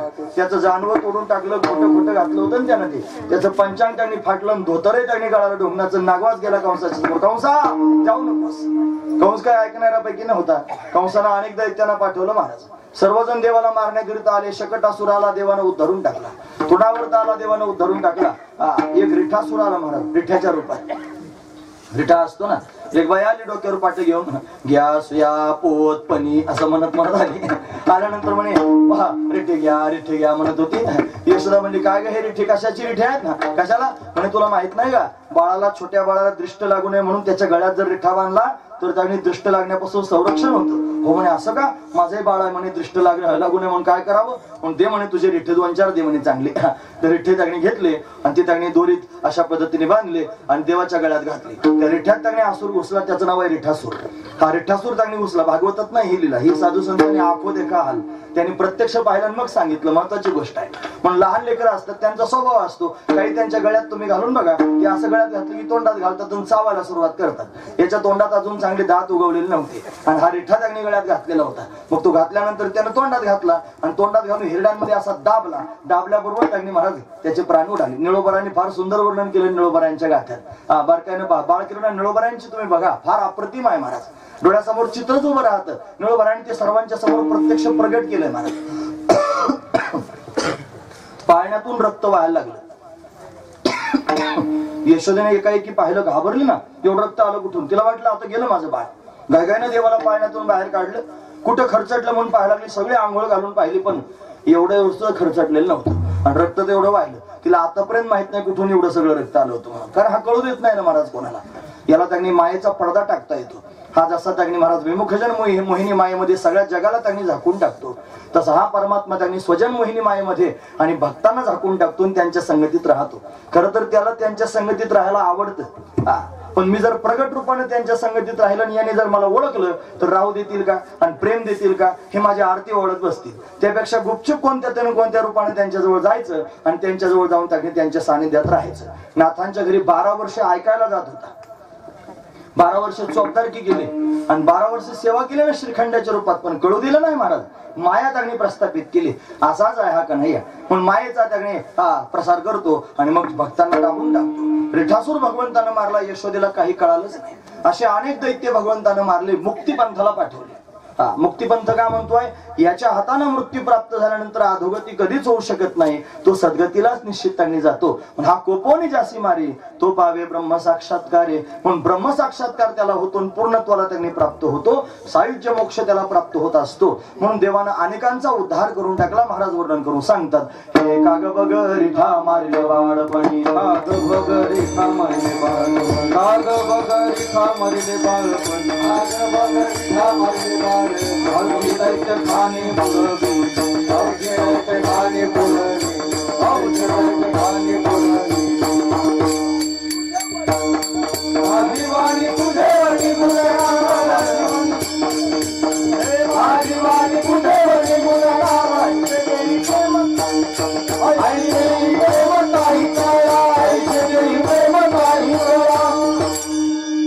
बाळक्रीडेतलं प्रमाण दिलं म्हणा. द्रौपद म्हणायला नको का, तुम्ही कसं काय पण पडले द्रौपद म्हणायचे. असं आहे. गाग बगर ठा मारले बाळपणी, अवघे दैत्य खानी बुडविली. असा कन्हैया त्यांनी लिला करतोय. साऱ्या दैत्यांना मारून टाकलं महाराज. मारलं म्हणजे काय, अधोगतीला गेले का नाही, मुक्त केले राक्षसा. असं आहे ना. कोणीतरी मला म्हटलं मुक्त केले राक्षसा म्हणजे राक्षस योनीतून मुक्त केले, पण त्यांना मोक्ष नाही प्राप्त झाला. असं कसं होईल. मग देवाच्या सामर्थ्यात बाधा निर्माण होईल ना महाराज.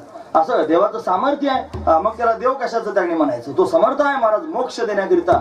मोक्ष हा देणार आहे, हा त्यांनी उदार आहे महाराज. म्हणून त्यांना सर्वांचा उद्धार करून टाकला. एवढंच करायला आला असं नाही, हा भक्तांना आनंद देतोय. यशोदा राणीच्या अंगणामध्ये रांगू लागला. रांगायला लागले ना लेकरं, असे भरभर पळत येतात महाराज. काय सांगायचं त्यांना, काही वाटत उलट रांगा लागल्यावर त्यांना आनंद होतो फार. ते असे त्यांनी आधी पालथे पडायला सुरुवात, एका अंगावर आधी होतात ना, मग पालथे पडतात. पालथे पडायला लागले की त्यांना काहीतरी पुरुषार्थ केल्यासारखं वाटतं त्या लेकरांना.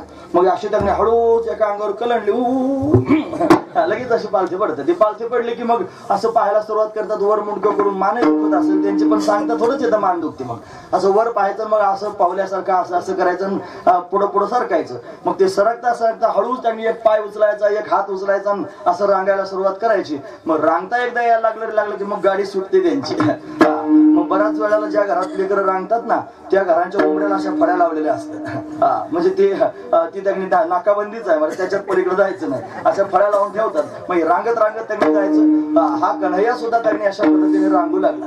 आता सामान्य लेकरू रांगायला लागलं, त्याचं वर्णन केलं तर एवढा आपल्याला त्यांनी आनंद झाला. मग देव रांगायला लागल्यावर यशोदेला किती आनंद झाला असेल ना. त्याच्या समोर त्यांनी, तिच्या समोर रांगतोय असं त्यांनी धावत धावत यशोदेच्या समोर त्यानं जावं आणि तिच्या अंगावर त्यांनी अशा पद्धतीने झेप टाकावी. सर्वांना विलक्षण आनंद त्यांनी होऊ लागला, रांगू लागला. रांगता रांगता त्यांनी उभा राहू लागला. उभा राहता राहता पाऊल टाकू लागला. आपण म्हणतो ना लेकरू उभा राहायला, पाव पाव पाव म्हणतो, पाव पाव पाव असं म्हणतो ना. ते असं आपल्याकडे पाहायला लागलं आपण, विठ्ठल विठ्ठल विठ्ठल विठ्ठल, त्याच्या निमित्तानं तरी विठ्ठल तोंडात येत. नाहीतर ते विठ्ठल विसरलेच महाराज लोक आता. म्हणून त्यांनी संसारात एवढे राहिले. आणि मग वरून कौतुकाने त्यांनी, बरं झालं नातू झाल्यावर चांगलं असतंय महाराज. वास्तविक पाहता ते सांगायला येतं नातू, ते सांगून टाकते नातू, मी आलो ना आता, तू नाही आता नातू. ते सांगतच खरं. मग म्हणून तर ते बरोबर ती संकल्पना तयार होते, विठ्ठल विठ्ठल. तो नातूच म्हणतो तू विठ्ठल विठ्ठल कर, मला गरज नाही, तुला जास्त करत. विठोबा कुमारी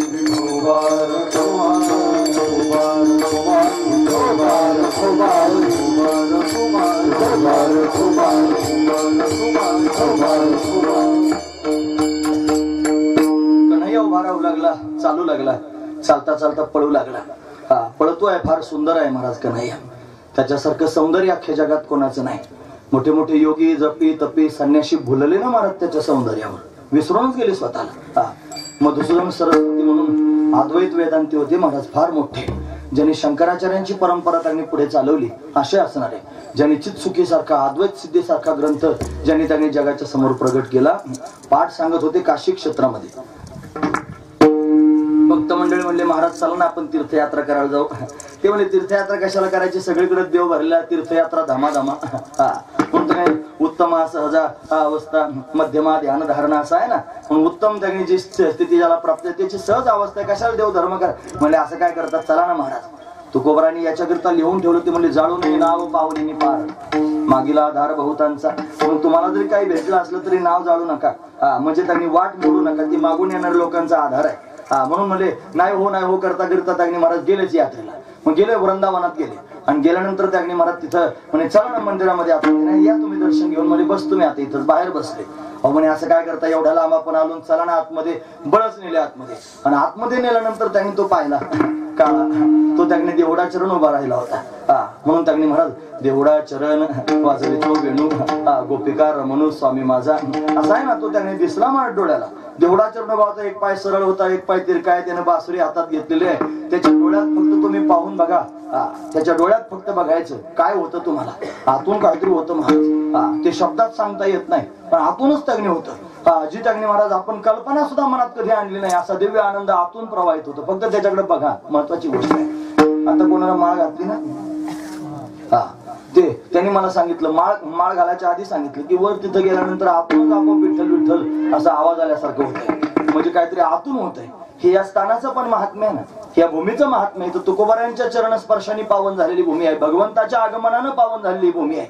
पण इथं आतून काहीतरी होणं स्वाभाविक आहे महाराज, सहज आहे, ते झालंच पाहिजे. म्हणून त्या कन्हैयानं त्यांनी महाराज मधुसूदन सरस्वती महाराजांना वेधूनच घेतलं. आता दुसरं काही सुचेच ना महाराज.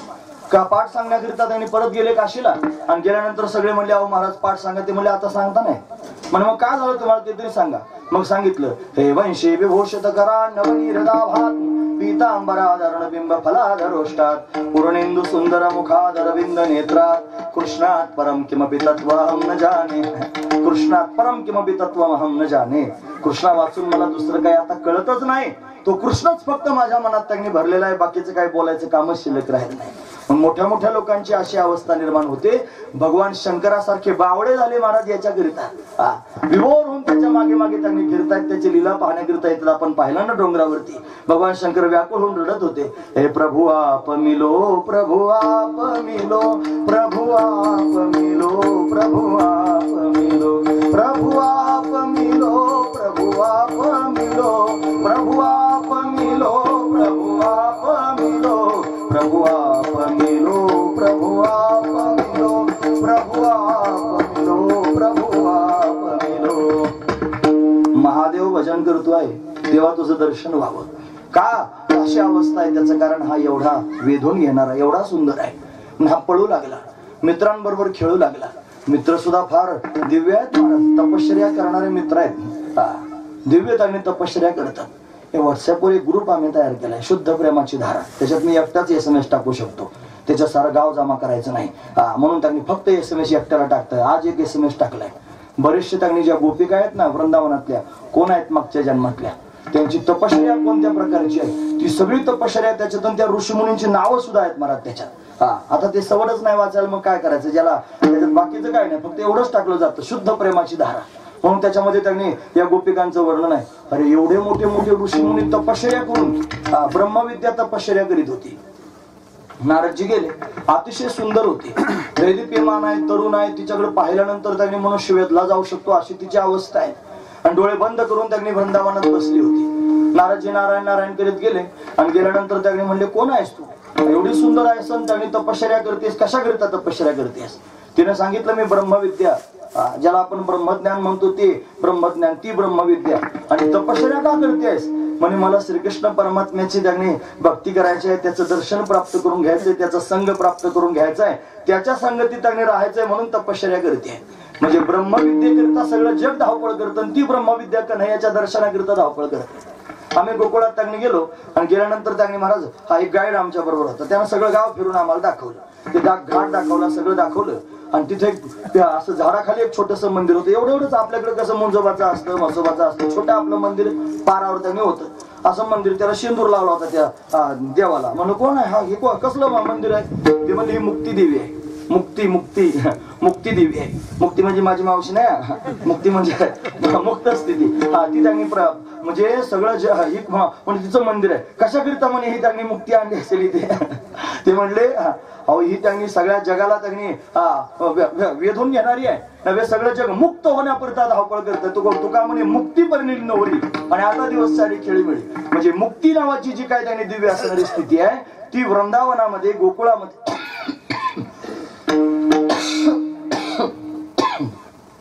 तपश्चर्या करते. कशा करता, भगवंताच्या प्राप्ती करता.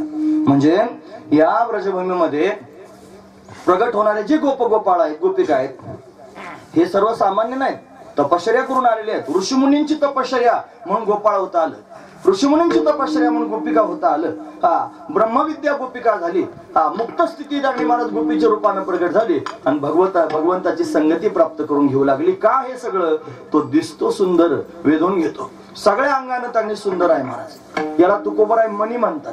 ते म्हणतात कंठे धरेला कृष्ण मणी. मणी म्हणजे काय, मणी म्हणजे श्रेष्ठ, हे श्रेष्ठत्व सांगण्याकरिता मणी आहे. सगळ्यात श्रेष्ठ माणसाच्या शरीरामध्ये सगळ्यात श्रेष्ठ भाग कोणता, गुडघा.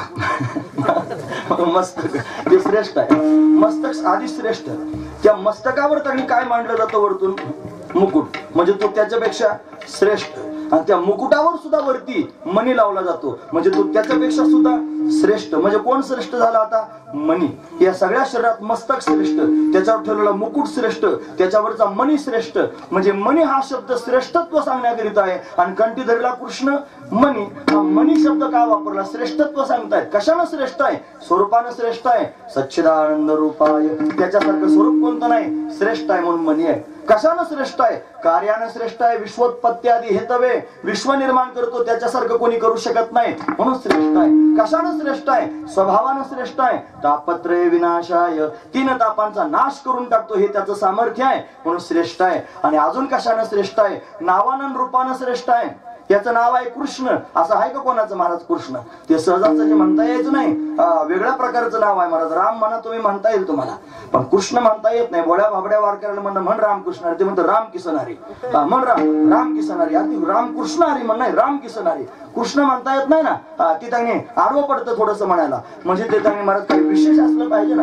पण मोठ्या माणसाचं, श्रेष्ठ माणसाचं सगळ्या गोष्टी विशेष असतात, त्याचं नाव सुद्धा विशेष आहे म्हणा. ते सहजासहजी घेता यायचं ना. म्हणजे नावात त्यांनी श्रीकृष्णाय वयं नमः, मग कृष्ण हे त्यांनी श्रेष्ठ आहे, मनी आहे. आणि रूप जर त्याचं पाहिलं तर ते सुद्धा अतिशय श्रेष्ठ आहे. ते त्यांनी सर्वांमध्ये वेधक असणारं रूप आहे. त्याचे अनेक रूप आहेत, अनेक प्रकारना अवतार धारण करतो. हा अंश, अंशांश, कला, आवेश, पूर्णत्तम या रूपानं प्रत्यक्ष प्रगट होत असतो. म्हणून पूर्णत्तम असणारा जो अवतार कोणता असेल तर तो श्रीकृष्ण परमात्मा आहे. म्हणून तो सर्वात श्रेष्ठ आहे, सर्वांना वेधून घेणार आहे. म्हणून हा कन्हैया सर्वांना वेधून घेऊ लागला. सर्वांच्या समोर ठुमक ठुमक करून त्यांनी चालू लागला, पळू लागला. मित्र त्याचे सवंगडी त्यांनी आहेत, त्यांची नाव आहेत पेंद्या, वरद्या, वाकुड्या, श्रीदाम, सुदाम, मधुमंगल, मनसुख, बल, सुबल आदी करून अजून बरेच आहेत. आता हळूहळू एक एक पाठ करीत राहील. एक एक माळ त्यांची जपली पाहिजे रोज. पेंद्या पेंद्या पेंद्या पेंद्या असं म्हणल्याने कन्हैया धावत येईल माझ्याजवळ, माझ्या पेंद्याचं नाव घेतोय. वरद्या वरद्या, वाकुड्या वाकुड्या असं म्हणल्याने देवाला फार आनंद होतो महाराज. म्हणून हे सगळे सवंगडे आहेत त्याच्या अवतीभोवती त्यांनी महाराज खेळू लागले. सगळ्या मित्रांबरोबर खेळतोय. मित्रांच्या घरी दही दूध तूप लोणी आहे, पण सगळं बाजाराला जातं हे देवाला माहिती आहे. मग देवानं विचार केला यांना जरा खुश करून टाकलं पाहिजे. म्हणून सगळ्या मित्रांना बरोबर घेऊन बोलायला सुरुवात केली. हे बघा, तुम्हाला मी लोणी खायला देईन, फक्त तुम्ही माझं म्हणणं ऐकलं पाहिजे. म्हणे काय करायचं? यालं तरी यारे लागे, अवघे माझ्या मागे मागे, आजी देतो पोट भरी, पुरे म्हणाल तो बरी, हळूहळू चाला, कोणी कोणाशी न बोला, आजी देतो. हे काय कशाकरिता हळूहळू चाला आणि कोणी कोणाशी न बोला? म्हणजे कोणी फुटायचं नाही. प्लॅन करायचा आणि प्लॅन लीक होऊ द्यायचं नाही, कोणी कोणाशी न बोला. साधना करताना सुद्धा माणसानं त्याने महाराज एकांतात साधना करावी. आणि ही साधना करत असताना कोणासमोर फुटायचं नाही. हे असं बडबड्यासारखं आम्ही सांगतो ना सगळ्या लोकांच्या समोर, उथळ पाण्याला खळखळाट फार, हे त्याने करायचं नाही. चुप साधना करायची. भगवंताचं सानिध्य जरी प्राप्त झालं तरी नित्य देव भेटला म्हणून काय जगाशी दावावा. रोज जर देव भेटला तर जगाला दाखवावा का?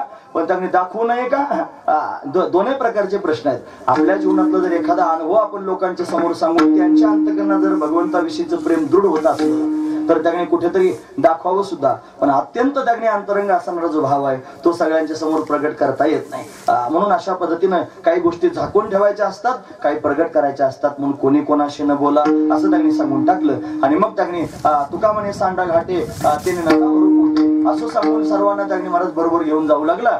गोपिकांच्या घरात हा घुसू लागला. सर्व गोपिकांनी त्यांनी महाराज मंथन करून ठेवावं, लोणी त्यांनी काढून ठेवावं, सकाळी बाजाराला जायचं म्हणून तयारी करून ठेवावी. त्यांना आदल्या दिवशी रात्री त्यांनी जायचं, सगळ्या गोपाळांना घेऊन जायचं, सगळं लोणी त्यांनी खरडून पुसून खाऊन टाकायचं आणि माठ सगळे पालथी घालून ठेवायचे. सकाळी गोपिका जाग्या झाली की पाहायचं, पाहती गवळणी गवती पालथी दुधानी मनती नंदाची हा पोरे आजी चोरी केली खरे. पालथ्या घालून ठेवायच्या गावी.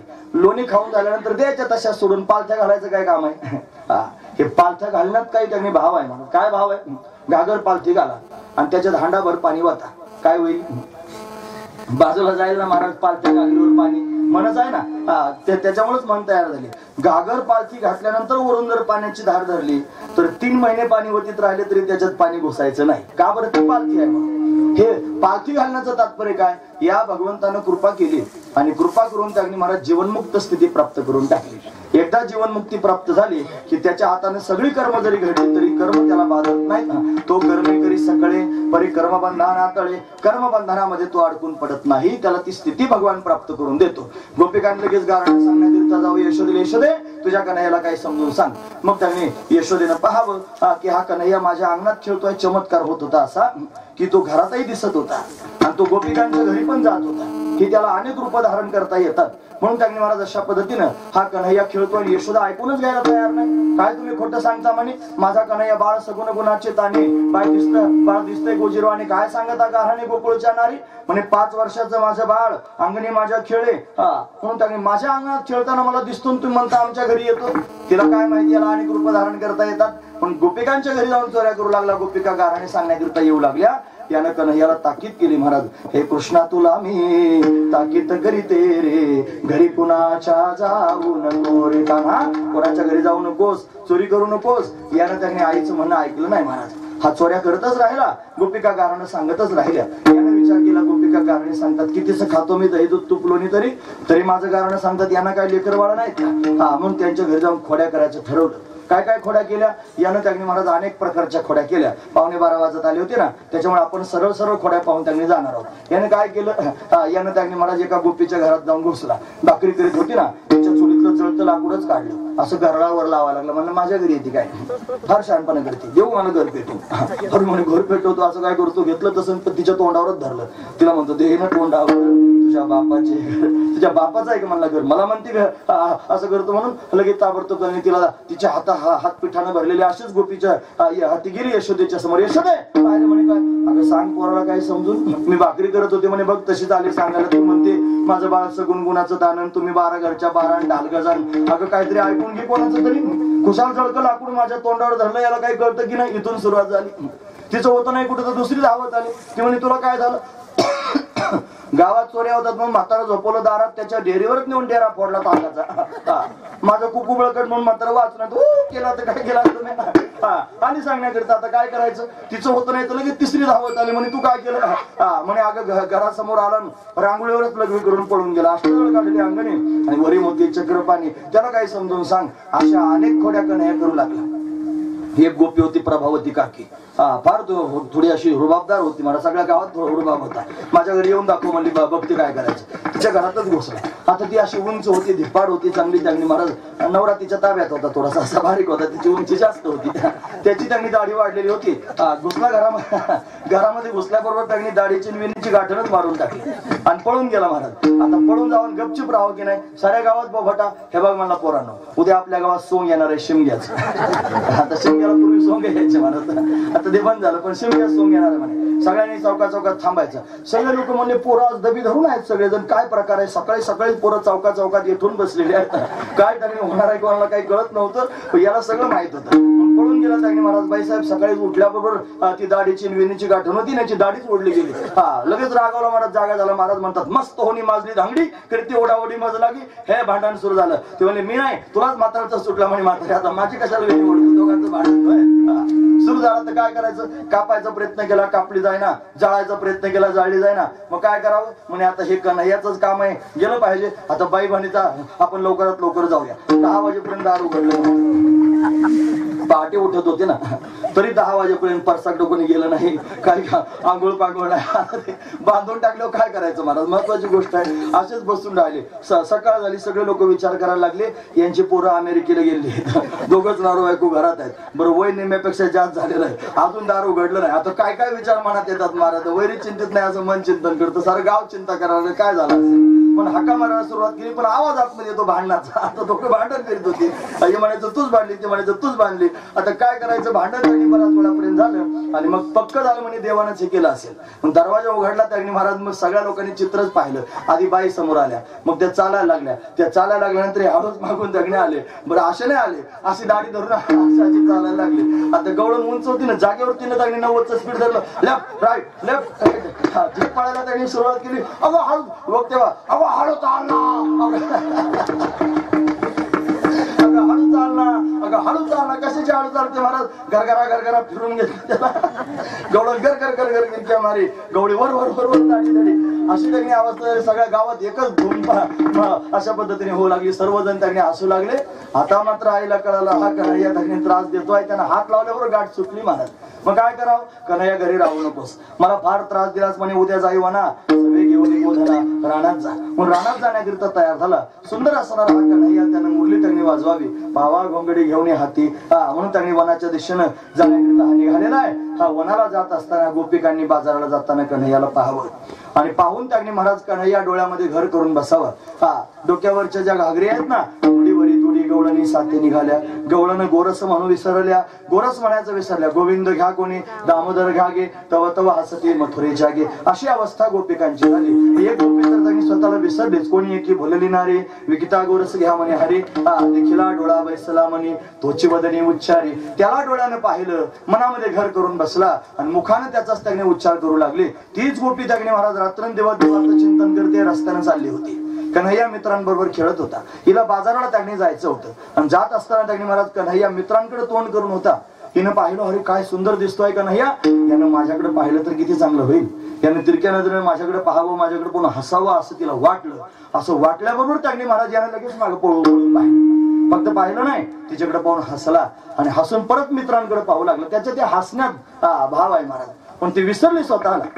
मित्रांबरोबर खेळत खेळत कन्हैया त्यागनी महाराज अशा पद्धतीनं गोमातेला घेऊन वनात निघून गेला.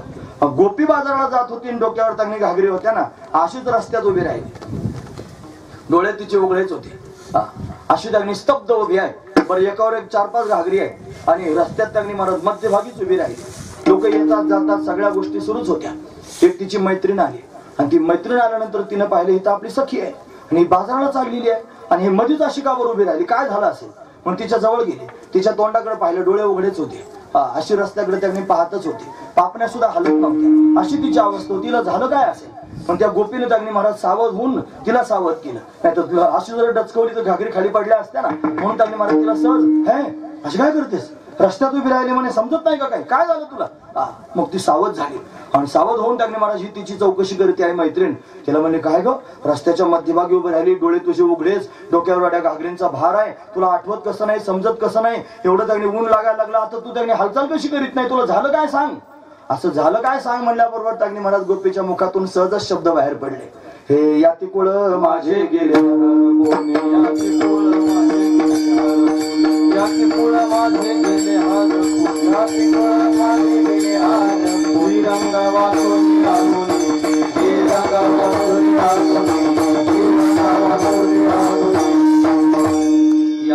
माझे गेले हरपोनी, श्रीरंगा वाचून या फक्त श्रीरंगच मला आठवतोय.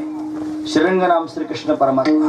हा श्रीकृष्ण परमात्मा डोळ्यानं पाहिला आणि तो पाहिल्या कारणानं मनामध्ये घर करून बसला. आता त्याच्या वाचून दुसरं कोणी आवडत नाही, त्याच्या वाचून दुसरं कोणी पाहावंसं वाटत नाही, त्याच्या वाचून दुसऱ्या कोणाविषयी बोलावंसं वाटत नाही आणि त्याच्या वाचून दुसऱ्या कोणाविषयी ऐकावं सुद्धा वाटत नाही. फक्त त्याचंच ऐकावं वाटतं, त्यालाच पहा वाटतं, त्याच्याविषयीच बोलावं वाटतं. म्हणून त्याच्या वाचून दुसरं काही विशेष चित्ताला राहिला नाही, असा त्यांनी माझ्या मनात घर करून बसलाय. अशी अवस्था गोपीला त्यांनी प्राप्त झाली. म्हणून तोच फक्त शिल्लक राहिला. माझी जात मी विसरले, माझं कुळ मी विसरले, माझं वर्ण गोत्र सगळ्या गोष्टी मी विसरून गेले. मी स्त्री आहे हे पण विसरले. मी अमक्याची मुलगी अमक्याची सून बाजाराला चाललेली आहे, काय माझ्या डोक्यावर आणि मी काय करण्याकरिता चालले काही आठवणीत राहिलं नाही. आपुलियाचा विसर भोळा आणि गोविंदू कळा कवतुके, फक्त गोविंदाचं चिंतन होऊ लागलं आणि बाकीचं काहीच त्यांनी आठवत नाही. अशी अवस्था मला प्राप्त झाली. ती दिव्य अवस्था तिने सांगितली महाराज. ही परमार्थातली उच्च अवस्था आहे. हीच अवस्था प्राप्त करून घेण्याकरिता परमार्थ करायचा आहे. पण आपण सर्वजण सर्व गोष्टी जाणून आहोत, सर्व आठवणीत आहेत. आपण आमच्या जातीचे आहोत, आमच्या कुळाचे आहोत, आमच्या धर्माचे आहोत, आमच्या वर्णाचे आहोत, आमच्या आश्रमाचे आहोत, आमक्याचा आपण मुलगा आहोत, आमक्याचा भाऊ आहोत. आपल्याला हे त्यांनी कर्तव्य आहे, आपण हे केलं पाहिजे. हे सगळं आपल्या चित्तात आहे. जोपर्यंत हे चित्तात ठेवून देवाचं चिंतन आपण करतो आहोत तोपर्यंत देवाचं चिंतन व्हायचं नाही. तुकोबा म्हणतात, दिली तिलांजली कुळनाम रूपासी, देह ज्याचा त्याशी समर्पिला, फिरविला घट फोडिला चरणी, महावाक्य ध्वनी बोंब झाली. तुका म्हणे रक्षा झाली आपे आप, उजळला दीप गुरुकृपा. ह्या गुरुकृपेचा दिवा लागला पाहिजे, भगवंताचा साक्षात्कार झाला पाहिजे आणि त्या साक्षात्कारानं त्यांनी महाराज सगळं काही आटून गेलं पाहिजे, संपून गेलं पाहिजे. हाच तो डोंगर आहे ज्याच्यावर त्यांनी अभंग 15 दिवसा माझी झाला साक्षात्कार, विठोबा भेटला निराकार. महत्वाची गोष्ट आहे. पण हे त्यांनी प्राप्त झालं, साक्षात्कार त्यांनी झालेला आहे आणि त्या साक्षात्कारानं प्राप्त झालेली अवस्था आहे. झाला प्रेतरूप शरीराचा भाव, लक्ष्याला ठाव स्मशानीचा, रडती रात्रंदिवस काम क्रोध माया, म्हणती हाय हाय यमधर्मा. वैराग्याच्या शनी लागल्या शरीरा, ज्ञानाग्नी तो झाला ब्रह्मत्वेसी. दिली तिलांजली कुळनाम रूपासी, देह ज्याचा त्याशी समर्पिला. हा अभंग आहे. तो त्याला समर्पक असणारा अभंग आहे. पण जो भगवंताचा झालेला आहे, ज्याला भगवंताचा साक्षात्कार झालेला आहे, तो त्यांनी या कुळनाम गोत्राचा शिल्लक राहत नाही. पण आपण काय केलं पाहिजे, आपण शिकलं पाहिजे गोपीकडे पाहून. तिचा चित्ताचा विषय देव आहे, तिला देवा वाचून दुसरं काही त्यांनी आता आठवत नाही. आपल्याला सुद्धा देवा वाचून काहीच आठवू नये. हा श्रीरंगा वाचून अनुनेने दोन अर्थ करायचे. अनुनेने म्हणण्याचे, अनुनेने म्हणजे अन्य कोणाला मी जाणत नाही, म्हणजे दुसरं कोणी जाणत नाही. आणि अनुनेने श्रीरंगा वाचून अनुनेने, एक अनु सुद्धा श्रीरंगा वाचून मोकळा नाही असं म्हणण्याचं तात्पर्य आहे महाराज. म्हणजे सगळ्या अनुरेणूच तो परमात्मा गच्च भरलेला आहे. त्याच्या वाचून आता मला दुसरं काही दिसतच नाही. हा तिच्या चित्तातला भाव तिनं प्रगट करून सांगितलं. असं सांगितल्यावर त्यांनी प्रपंचातल्याच होत्या बाकीच्या सगळ्या गोपी जमा झाल्या. एकीनं सावध केलं, बाकीच्या आल्या आणि त्या सगळ्याच्या सगळ्या म्हणल्या, असं झालं का तुला? हो म्हणे, असं झालं मला. मग अरे पण असं होणं काही योग्य आहे का? परमार्थ केला पाहिजे. मगाचं त्यांनी सरळ अर्थात झालं ना ते. सगळं पाहून केलं पाहिजे. घरी नवरा आहे, तुझ्या सासू आहे, तुला मुलं आहेत, सगळा प्रपंच आहे. हे सगळं सोडून त्यांनी देवाचं चिंतन करणं काय चांगलं असतं का? असं जर कोणी सांगायला लागलं ना, महाराज परमार्थ करायला लागलो. आम्हाला होते काही पाहुणे रावळे, आम्ही नवीन कीर्तन करायला लागलो 2000 सालामध्ये. आणि कीर्तन करायला लागल्यानंतर लागलो फिरायला कीर्तनाला. म्हणजे दवाखाना बंद करून जायचो कुठं जायचं असलं की. मग ते आणले 150 आणि मला समजून सांगायला. आता त्याची कशाला लावू सांगू मी. ते आले आणि आल्यानंतर लागले मला सांगायला, अरे हे काय वय आहे का देवधर्म करायचं, ते म्हातारपणाला करायचं असतं, आमकं करायचं असतं, असं कुठं परमार्थ करतात का, आमकं करतात का. त्याला म्हणलं काका खरं सांगायचं, म्हातारपणाला परमार्थ करावा लागतो इथपर्यंत ठीक आहे. मी म्हातारा होईल याची तुम्हाला गॅरंटी आहे का? खरं सांगायचं. गप्पच बसलं मला. परत काही बोललंच नाही. म्हातारपणाची वाट पाहत असाल आणि त्यावेळेला परमार्थ करू म्हणाल, म्हातारे होत नाही. आता काळ कधी येईल सांगताना काळाला काही समजत नाही मला. तो त्यांनी बालक पाहत नाही, श्रीमंत गरीब पाहत नाही, अज्ञानी पाहत नाही, उचलून घेऊन जातो मला. म्हणून म्हातारपणाची वाट पाहू नका. ज्या वेळेला कळालं, ज्या क्षणाला कळालं त्या क्षणाला परमार्थ सुरू करा. महत्वाची गोष्ट आहे.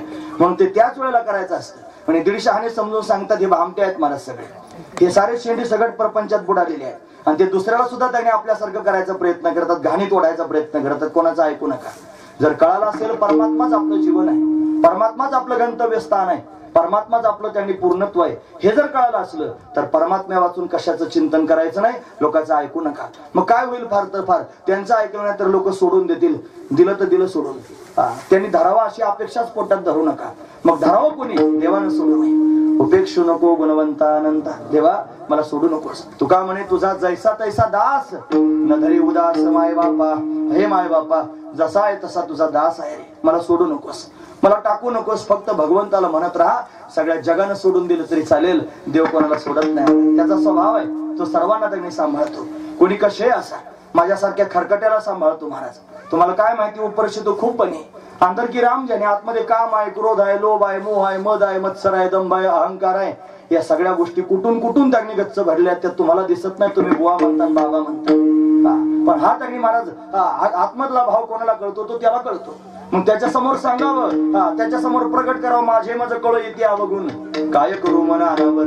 आता आड उभा आहे नारायणा, दया सिंधुपणा साच करी. वाचावदे परी करणे कठीण, इंद्रियाधीन झालो देवा. तुका म्हणे तुझा जैसा तैसा दास न धरी उदास माय बापा. म्हणावं ना देवाना, मग देव सांभाळेल महाराज. असाच आहे.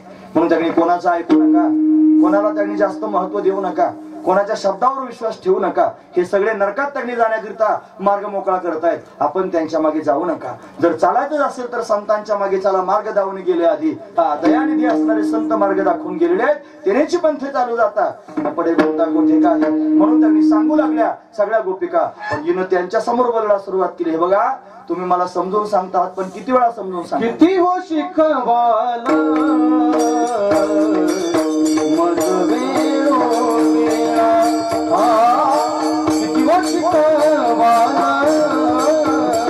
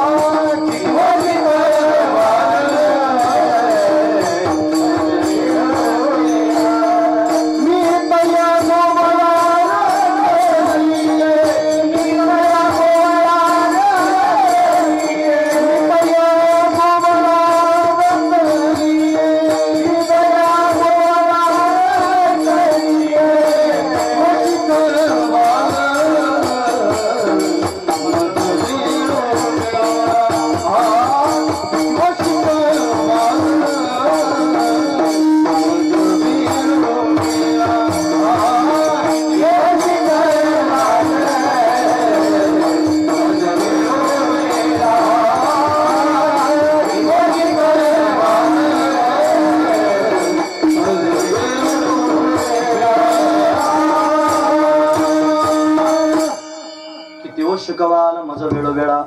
मी तया गोवळा रतली. मी त्या गोवळ असणाऱ्या परमात्म्याबरोबर रत झाले. किती मला समजून सांगाल? हे समजून सांगणारे मुळात अर्धवट असतात. ते म्हणतात प्रपंच करून परमार्थ करावा. पण तुकोबारांनी त्यांच्याकरिता सुद्धा लिहून ठेवलं महाराज. प्रपंच परमार्थ संपादिन दोन्ही एकही निदानी न घडे त्यासी. दोही पेवावरी ठेव जाता हात. पय अपघात किंवा घडे अपघात शरीराचा. असं होण्याची दाट शक्यता आहे. म्हणून प्रपंच परमार्थ एकत्र होत नाहीत, दोन्ही एकत्र सावरण्याचा प्रयत्न केला तर ते घडणं शक्य नाही. म्हणून त्यांनी परमात्म्याच झालं पाहिजे, दुसरा काही उद्देश जीवनामध्ये ठेवू नये. आपल्या पोटात प्रेम आहे महाराज, हे प्रेम ठेवायचं कुठं, हे आपण स्वतंत्र आहोत कुठं ठेवायचं. पण सुरू होणाऱ्या 3 गोष्टी सांगतो. एक आहे परमात्मा, दुसरा आहे प्रपंच आणि तिसरा आहे प्रेम. हे प्रेम मध्ये आहे, इकडे प्रपंच आणि इकडे परमात्मा आहे. हे प्रेम त्यांनी महाराज प्रपंचाकडे लावायचं का परमात्म्याकडे लावायचं हे आपण ठरवायचं. आपल्या पोटातलं प्रेम जर आपण परमात्म्याकडे लावलं तर प्रपंचाचा विचार करू नका. मग कशाला त्यांनी प्रमाण म्हणायचे उच्च नीच काही नेणे भगवंतांनी तिष्ठे भाव भक्ती देखून दासी पुत्र कान्या विदुराच्या बक्षी दैत्या घरी, हे सगळेचे सगळे प्रमाण आपण पाहतो. का बरं हे प्रमाण लिहिले गेले आणि का हे चरित्र सांगितले गेले? त्याचं कारण आहे, यांनी प्रपंचाचा विचार केला नाही, त्यांनी फक्त परमात्म्याचाच विचार केला. आणि त्यांनी फक्त परमात्म्याचा विचार केला, पण परमात्म्याने फक्त त्यांचा विचार केला, दुसरा काय विचार केला नाही. महत्वाची गोष्ट. मग त्यांना सांभाळलं प्रत्येक क्षणाला, प्रत्येक पावलाला. म्हणून त्यांनी कोणाचं ऐकू नका, भगवंतावर प्रेम करा, त्याला आपलं म्हणा. या गोपीनं परमात्म्याला आपलं त्यांनी म्हटलं, त्याच्याशिवाय आता मला दुसरं कोणी राहिलं नाही. तिची अवस्था आहे किती शिकवाल माझं वेळोवेळा मी तर या गोळा रतली, रत झाले. त्याच्या ठिकाणी रती निर्माण झाली. रती म्हणजे प्रेम. हे प्रेम त्याच्या ठिकाणी प्राप्त झालं. तोच माझा पती आहे हे मला त्यांनी जाणवलं. पती शब्दाचा अर्थ फक्त नवराच करतो आपण, हे नवरा नाही व पती शब्दाचा अर्थ. पाती रक्षती लोकमिती पती, जो त्यांनी पालन करणारा रक्षण करणारा आहे त्याला पती म्हणतात. त्याचीच आपल्यावर मालकी असावी, तो पती आहे. महत्वाचा भाव आहे. तुम्ही एक चरित्र वाचा म्हणजे तुम्हाला कळेल. गुलाबराव महाराजांचं, ज्यांना दोन्ही डोळे नव्हते महाराज, स्वतःला काय म्हणत होते? कृष्ण पत्नी, आणि स्वतःला ज्ञानेश कन्या म्हणत होते. त्यांच्यासारखं कोणाला करताच यायचं नाही. लुगडं नेसायचे बरं महाराज, ते हातात बांगड्या घालायचे, पायात जोडवे त्यांनी घालायचे, कपाळाला कुंकू लावायचे. आणि अजून त्याच्यापेक्षा त्यांनी महत्वाचा मुद्दा सांगतो, 4 दिवस बाजूला बसायचे. पुरुष होते, 4 दिवस बाजूला बसायचे. काय त्यांना वाटत असेल देव जाणे. बारकाईनं चरित्र त्यांनी वाचा. भजन म्हणायला लावायचे. आमच्याकडे आहे त्यांचं चरित्र, कातोरे सरांनी दिलेलं. आणि भजन म्हणत असताना त्यांच्या पत्नीला भजन म्हणायला लावायचे. तिच्या भजनामध्ये जर एक स्वर जरी कमी जास्त झाला तरी हातात जे सापडेल ते फेकून मारायचे. कडक होते फार, पण त्याच अवस्थेत राहिले. मला स्वतःला कृष्ण पत्नीच म्हणत राहिले, कपाळाला कुंकू लावित होते. याच्यापेक्षा आपण एवढं कोण करू शकतो सांगा? आता कोणात धमक आहे लुगडं नेसून हिंडायची देवाच्या नावाने? कोण करू शकतो? गोपी भावावर गेले म्हणे लुगडंच नेसून हिंडायला लागले. वृंदावनात एक त्यांनी पाहिला, आम्ही सांगतो खरोखर, साडी नेसून त्यांनी महाराज निवांत बसलो. आम्ही रस्त्याने चाललो होतो, त्याने आमच्याकडे पाहिलं सुद्धा नाही महाराज, पाहिलं सुद्धा नाही. आम्ही त्याच्याकडे बारकाईने पाहत चाललो, त्याच्याविषयी चर्चा करीत चाललो. पण त्याने 2 हात असे पायऱ्यांवर ठेवले होते. एका पायरीवर बसला होता, दुसऱ्या पायरीवर पाय सोडले होते, साडी नेसली होता आणि पुरुष होता. जाणवत होतं पूर्ण. त्यांनी महाराज नदीकडे पाहत होतं, यमुनेकडे एकटक नदीकडे पाहत होता. आम्ही त्याच्याविषयी चर्चा केली तरी त्याने आमच्याकडे पाहिलं नाही. काय भाव आहे महाराज? तो भाव आपल्या पोटात कधी उतरेल महाराज? काही ऐसी दशा येईल माझ्या अंगा, चित्त पांडुरंगा धरत असे. म्हणून आधी त्यांनी महाराज गुलाबराव महाराजांचं चरित्र ऐकल्यापासूनच कपाळाला कुकू लावायला लागलो मी. हे कुकू सारे वारकरी बुक्का लावतात अख्ख्या संप्रदायात बघा. मी एकटाच असा कुकू लावतो. बरे लावतात बाकीचे सगळे. कुकू लावायचं कारण एवढंच की गुलाबराव महाराज जर भगवंताला आपला पती मानू शकतात, मनोमन पातीलो रक्षती लोकमिती पती, मी का पती मानू शकत नाही? मग राजरोज सगळ्या लोकांच्या समोर सांगतो छाती ठोकपणे, माझा नवरा आहे, मी माझं सगळं जीवन त्याला दिलंय, तो माझा मालक आहे, त्याच्या नावाचं कुंकू कपाळाला लावतोय. मग काही वावगं विचार करण्याची गरज नाही. आता कोण कोणत्या पद्धतीने विचार करतो त्याला मी काय करू? पण लोकांचा विचार सोडून दिला. डोईचा पदर आला खांद्यावर आणि भरल्या बाजारीचा काय मनगटावर तेल घालून बॉम्ब मारायचे असेल लोकांना मारू दे, मला काय घेणं देणं राहिलं नाही. माझा मालक मला दिसतो ना, माझं जीवन त्याच्याकरता आहे. बाकीच्या लोकांच्या हाताखाली थोडंच मला नांदायला जायचं. त्याच्या नावाचं कुंकू लावतोय, कुठे बिघडलं मी कुंकू लावलं म्हणून? पण माझ्या पोटात गुलाबराव महाराजांना तेवढं तर मला करता येत नाही, मग तर अजून बोंब होईल. म्हणून तर त्यांनी महाराज इथपर्यंतच त्यांनी ठीक आहे. का सांगतो कशाकरिता? रत होणं, रतने याचा अर्थ काय? त्याच्यावर प्रेम त्यांनी करणे, त्याला आपलंच त्यांनी समजणे. काय समजायचं? त्याला आपला मालक समजायचं. म्हणून त्यांनी पुरेपुरी आता नको तुझ्याची सत्ता, दुसऱ्याची सत्ता नको, शुद्ध रंगवावे रंगा, देवा तुझ्या रंगात रंगव. गोपी रंगून गेली महाराज म्हणे. मग एवढी जर रंगून गेलीस तू, बाकीच्या गोपिका म्हणायला लागल्या, मग तुझ्या संसाराचं काय करायचं? त्याच्यात एवढे त्यांनी भोग तुझ्या डोळ्यासमोर हात जोडून उभे आहेत, तुझी विनंती करतायत की आमचा भोग घे म्हणून. आणि एवढं त्यांनी पती मनासारखा, सासू मनासारखी, दही दूध तूप लोणी त्यांनी भरपूर आहे, गाय गुरं त्यांनी भरपूर आहेत, सगळं त्यांनी घर राहायला चांगलं, आणि सगळे भोग डोळ्यासमोर असताना भोगायचं नाही म्हणतेस? ते म्हणले त्या भोगांमध्ये मला रुचीच राहिली नाही. 8 प्रकारचे भोग आहेत. सुगंधम, वनिता, वस्त्रम, गीतम, तांबूल, भोजनम, शय्याच कुसुमम चैव भोगाष्टकम उदारुतम. 8 प्रकारचे भोग आहेत. हे 8ही प्रकारचे भोग त्यांनी डोळ्यासमोर उभे आहेत, पण भोगावे असं त्यांनी वाटत नाही. म्हणून त्यांनी आहिकीचे की परत्रीचे भोग झाली या पायिक इच्छेचे परी ते भोगावे हे न रुचे मना माझी. हे वैराग्याचं लक्षण आहे महाराज. खरं वैराग्य काय? वैराग्याची व्याख्या करताना केली इह लोकापासून ब्रह्मलोकापर्यंत अनुकूल मानलेल्या भोगांविषयी होणाऱ्या त्यागाच्या इच्छेस वैराग्य म्हणतात. गोपिकेला वैराग्य झालं आणि या वैराग्यानं त्यांनी महाराज गोपिका भगवंताच्या दिशेने गेली. नको म्हणली मला ती काय, का बरं नको आहे तुला ते सगळे भोग?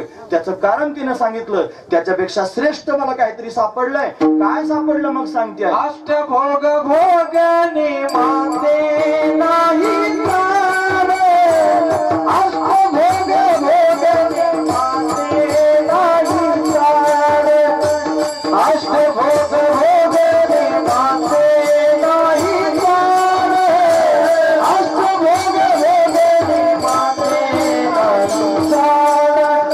अष्टभोग भोगने माते नाही तारे, अष्टभोग भोगने माते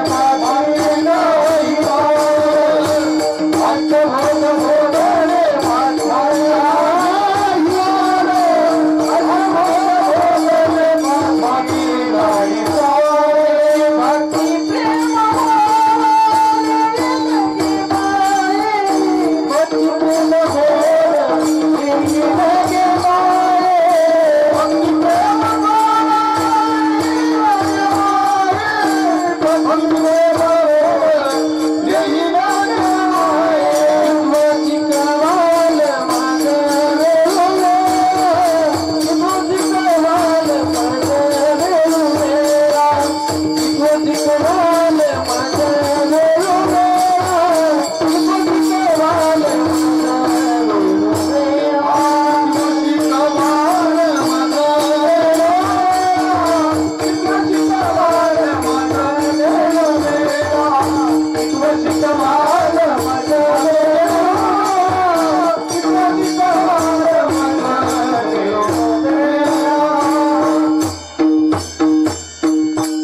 अष्टभोग भोगने माते नाही चाड भक्ती प्रेम गोड लेले गे माय. चाड म्हणजे इच्छा. अष्टभोग भोगण्याची इच्छाच माझ्या मनात राहिली नाही. म्हणून का राहिली नाही तर परमात्म्याचं प्रेम परमात्म्याची भक्ती मला प्राप्त झाली. मी ती प्राप्त करून घेतली, लिहिले म्हणजे प्राप्त करून घेतली. म्हणून मला खऱ्या अर्थानं बाकीच्या कशाची आवश्यकता वाटत नाही. त्याच्यापेक्षा श्रेष्ठ जगात काय नाही. मला खरं सांगू, या भक्ती प्रेमाकरिता जन्म घ्यायचा म्हणतात. मोक्षपदे तुच्छ केली या कारणे आम्हा जन्म घेणे योगायोगी कशाकरिता विटे ऐसे सुख नोहे भक्तिरस पुढता पुढती आस सेवावी. हे म्हणून भक्तिरसाचं सेवन करण्याकरिता पुन्हा जन्माला यायचं म्हणतात. एवढं श्रेष्ठ हे भक्ती सुख आहे ते गोपीला प्राप्त झालं. म्हणून गोपीनं बाकीच्या सगळ्या भोगांना त्यांनी डावललं. परत त्यांनी मला सगळ्या सांगतात आहेत की परत परत सांगू नका, सांगून टाकलं तिनं. आता सांगणं बंद करून टाका म्हणले. आता मी तुमचं ऐकणार नाही. तिनं त्यांनी संसाराशी विचार करून परमात्म्याशी नातं जोडलं. म्हणते वाढवत हे जन मनोत शिंदळी परी वनमाळी नवे संबे. म्हणून त्यांनी महाराज परपुरुषाचे सुख भोगे जरी उतरवणे करी घ्यावे शीस संसारा आगी आपुले हाते लावणी मागू ते पाहुणे तुका म्हणे व्हावे तैशा परी धीट पतंग हा नीट दिपासोय अख्या अभंग पाहून घ्या. अजून सांगितलं एक गोपी तुकोबर आहे म्हणतात. एका गोपीने बाकीच्यांना दम देऊन टाकला. तेवढे सांगत होते तुम्ही ऐकावे कानी आमुचे नाचणी नाचू नका. याच्यावर कीर्तन केलं बरं महाराजांनी एकदा.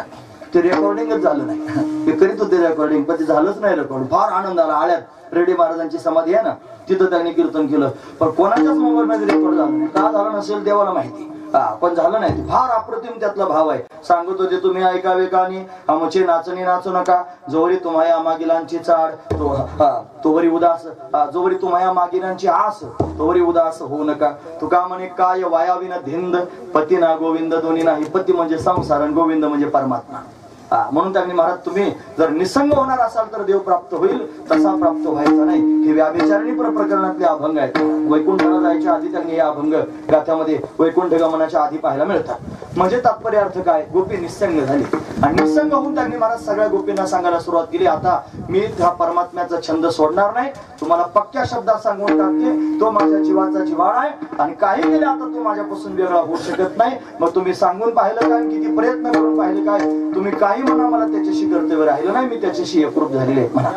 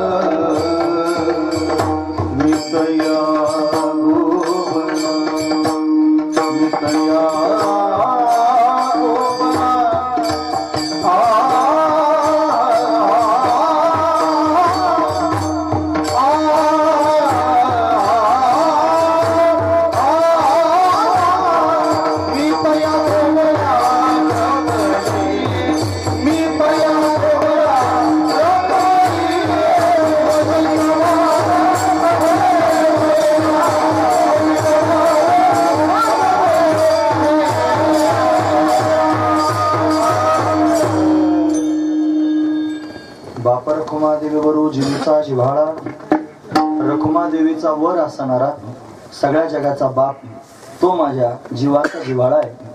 आणि काही केल्या आता त्याला मला वेगळं माझ्यापासून करता येत नाही. म्हणून तुम्ही किती मला समजून सांगितलं तरी ते आता जमणार नाही. माझी जात, माझं कुळ मी सगळं विसरलेले आहे आणि त्या श्रीरंगा वाचून मला आता दुसरं काही आठवत नाही, असा स्पष्ट निर्देश गोपीने करून टाकला. पण बाकीच्या काही लोकांचं काही बोलायचं काम शिल्लक राहिलं नाही. अशी अवस्था अग्नी महाराज गोपीला प्राप्त झाली. ही अवस्था प्राप्त करण्याकरिताच परमार्थ आहे.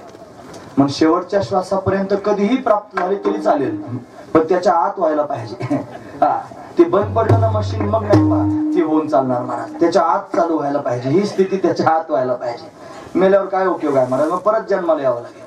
ही स्थिती झाल्याशिवाय अग्नी महाराज गत्यंतर नाही. कोणी असो, मग तो ब्रह्मदेव जरी झाला तरी त्याला या स्थितीत यावं लागेल. त्याला याती कुळ सगळं विसरावं लागेल. फक्त श्रीरंगच आठवावं लागेल, तेव्हा त्या स्थितीपर्यंत जाता येईल.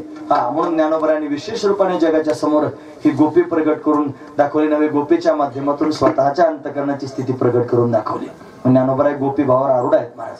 रोज आपण रूप पाहता लोचनी म्हणतो गोपी भावातला अभंग आहे. हे साजनी शब्द वापरलं ना, ते निवृत्तीनाथांकडून गोपी भाव ज्ञानोबरायांना प्राप्त झालाय. आणि दोन भावंड, चारी भावंड ज्या वेळेला पांडुरंगाच्या समोर गेले तेव्हा निवृत्तीनाथांकडे पाहून बोलायला सुरुवात केली. रूप पाहता लोचने सुख झाले हो साजनी, तो हा विठ्ठल बरवा. ज्याचं आपण रोज चिंतन करतो ना, तो हा विठ्ठल बरवा, तो हा माधव बरवा, हे म्हणण्याचं तात्पर्य आहे. आता आपल्याला अभंग सोडायचं म्हणल्यावर बरं, कीर्तनकार म्हणजे पैलवानासारखा असतो, कुठूनही फिरतो मला. त्याला बऱ्याच अंगाने त्यांनी खेळता येतं. म्हणून अनेक त्यांनी मुद्दे बुद्धी बरोबर केला संवाद आहे, अमुक त्यांनी सगळ्या गोष्टी सांगता येतील. पण वस्तुस्थिती ही आहे की ते गोपी भावावर आरूढ आहेत. स्वतःला गोपी समजतायत आणि याला त्यांनी महाराज आपला पती समजतायत. चलुवाने पंढरराया चलुवाने, अक्काने केळे चिकना मातू, असं आहे ना, कानडे अभंग आहे महाराज. काय गोड अभंग आहेत ज्ञानोबरायांचे. त्या भूमिकेत गेलं म्हणजे त्या सगळ्या गोष्टी कळतील गोपीला, अशी स्थिती निर्माण झाली. अशा सगळ्याच गोपिकांना त्यांनी अवस्था प्राप्त होऊ लागली. मग गाराणी यशोदेच्या समोर जातच होते. आलो ना मुद्द्यावर आपण आता. मग त्यांनी यशोदा राणीनं गोपिकांनी सांगायला सुरुवात करायची, काय गोकुळात राहावं का जावं म्हणली. नाशिवले आमच्या सुना, असं होऊ लागलं. पण हा वनाला जातोच आहे. वनात गेल्यानंतर त्यांनी महाराज यानं गोपाळांबरोबर अनेक प्रकारचे खेळ खेळले. ते खेळ त्यांनी खेळून झाले. सर्व गोपाळ दमले, भूक लागली म्हटले. मग त्यांनी काय करायचं, सर्वांचे शुदर एकत्र करून जेवायचं. मग खडकावर जाऊन त्यांनी बसला, सर्वांचे शुदर एकत्र केल्या, पानांचं द्रोण तयार केलं, त्याचा काला तयार करून द्रोणामध्ये घेतला आणि सगळ्या गोपाळांना स्वतःच्या हाताने वाटू लागला. त्याचं वर्णन भागवतकार करून सांगतात. वेणुम जठर पटय शृंग वेत्रेचे कक्षय वामे पानो मशृण कौलम तत्फलान निंगुलिषु तिष्ठन मध्ये स्वपरि सुरधो हासय नर्म विस्वय स्वर्गे लोके मिषदि बुभुजे यज्ञ भुक्बाल केली गोपाल भगवान की जगाचा मालक काला करतोय गोपाळ संतुष्ट. निळामणी अक्षराचा बुंद लागता पावे ब्रह्मानंद. सर्व गोपाळांना ब्रह्मानंद प्राप्त झाला. तो प्रसंग या ठिकाणी वर्णन करून सांगितला. इथपर्यंतच काल्याचं कीर्तन करायचं असतंय. म्हणून त्यांनी महाराज या मुद्द्यावर आपण आलो. काला दोघांमध्ये होतो, देव आणि भक्तांमध्ये. इथं देव पण आहे, भक्त पण आहे. म्हणून त्यांनी महाराज देव कोणता आहे ते आपल्याला माहिती आहे. भक्तांचं पण नामचिंतन करूया, थांबूया. हे ज्ञानेश्वर माऊली